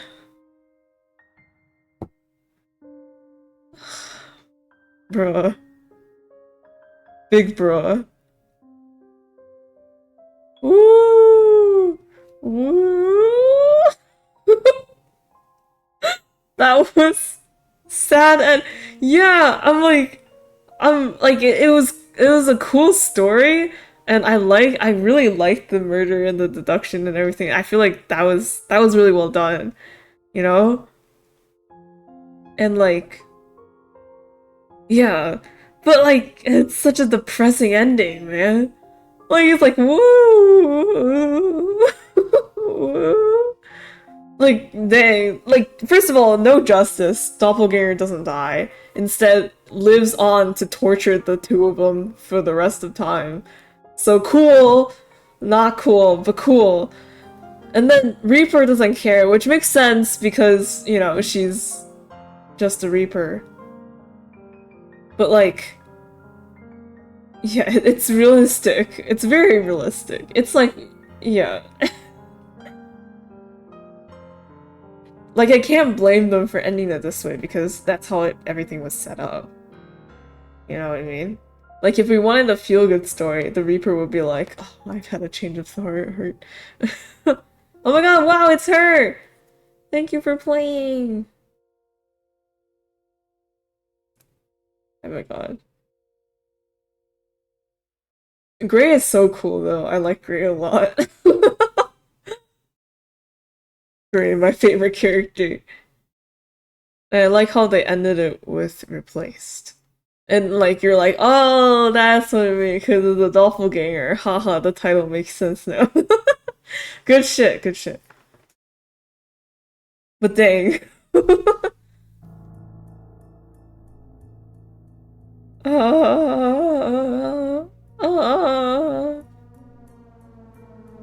Well, okay. That's cool. Great stream. I guess we'll end it here.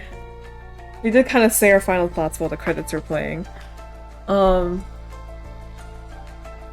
like, yeah, I think, okay. My only complaint about the whole murder mystery is the fucking neck strangulation thing.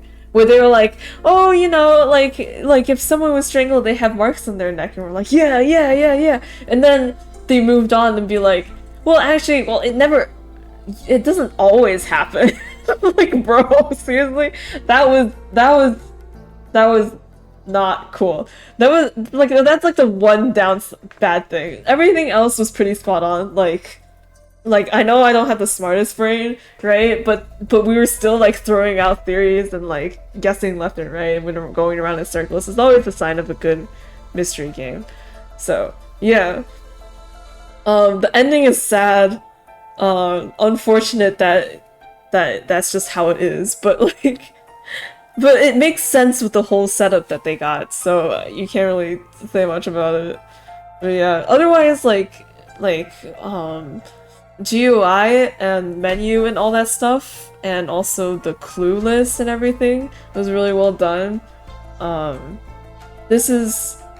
So far we've played two other Renpai games, which is the Witcheroo and then Us 3 joined by Flesh, right? And like neither of them had the window icon working because you have to make like a .icon file in order for it to work. But they do have the window icon working, so good on them. Yep, okay. Other than that, nothing else. I think, yeah. You know, this is really good. I hope it scores high. I think this is really cool. Yeah. And it's like it's like pretty long too. Like this is around 3 hours, and obviously because they had like a larger team doing stuff, right? They had like proofreaders, scripts, right? They had writers and stuff, right? So like they had a whole team working on it. So it's understandable why the quality of the writing is better. But yeah. Anyway, that's it. Alright, see ya, goodbye. Miko's gonna go stream the really cute, creepy OS game. Okay, I'm gonna go watch Miko's stream. Goodbye, good night. Thanks for sticking around. See ya.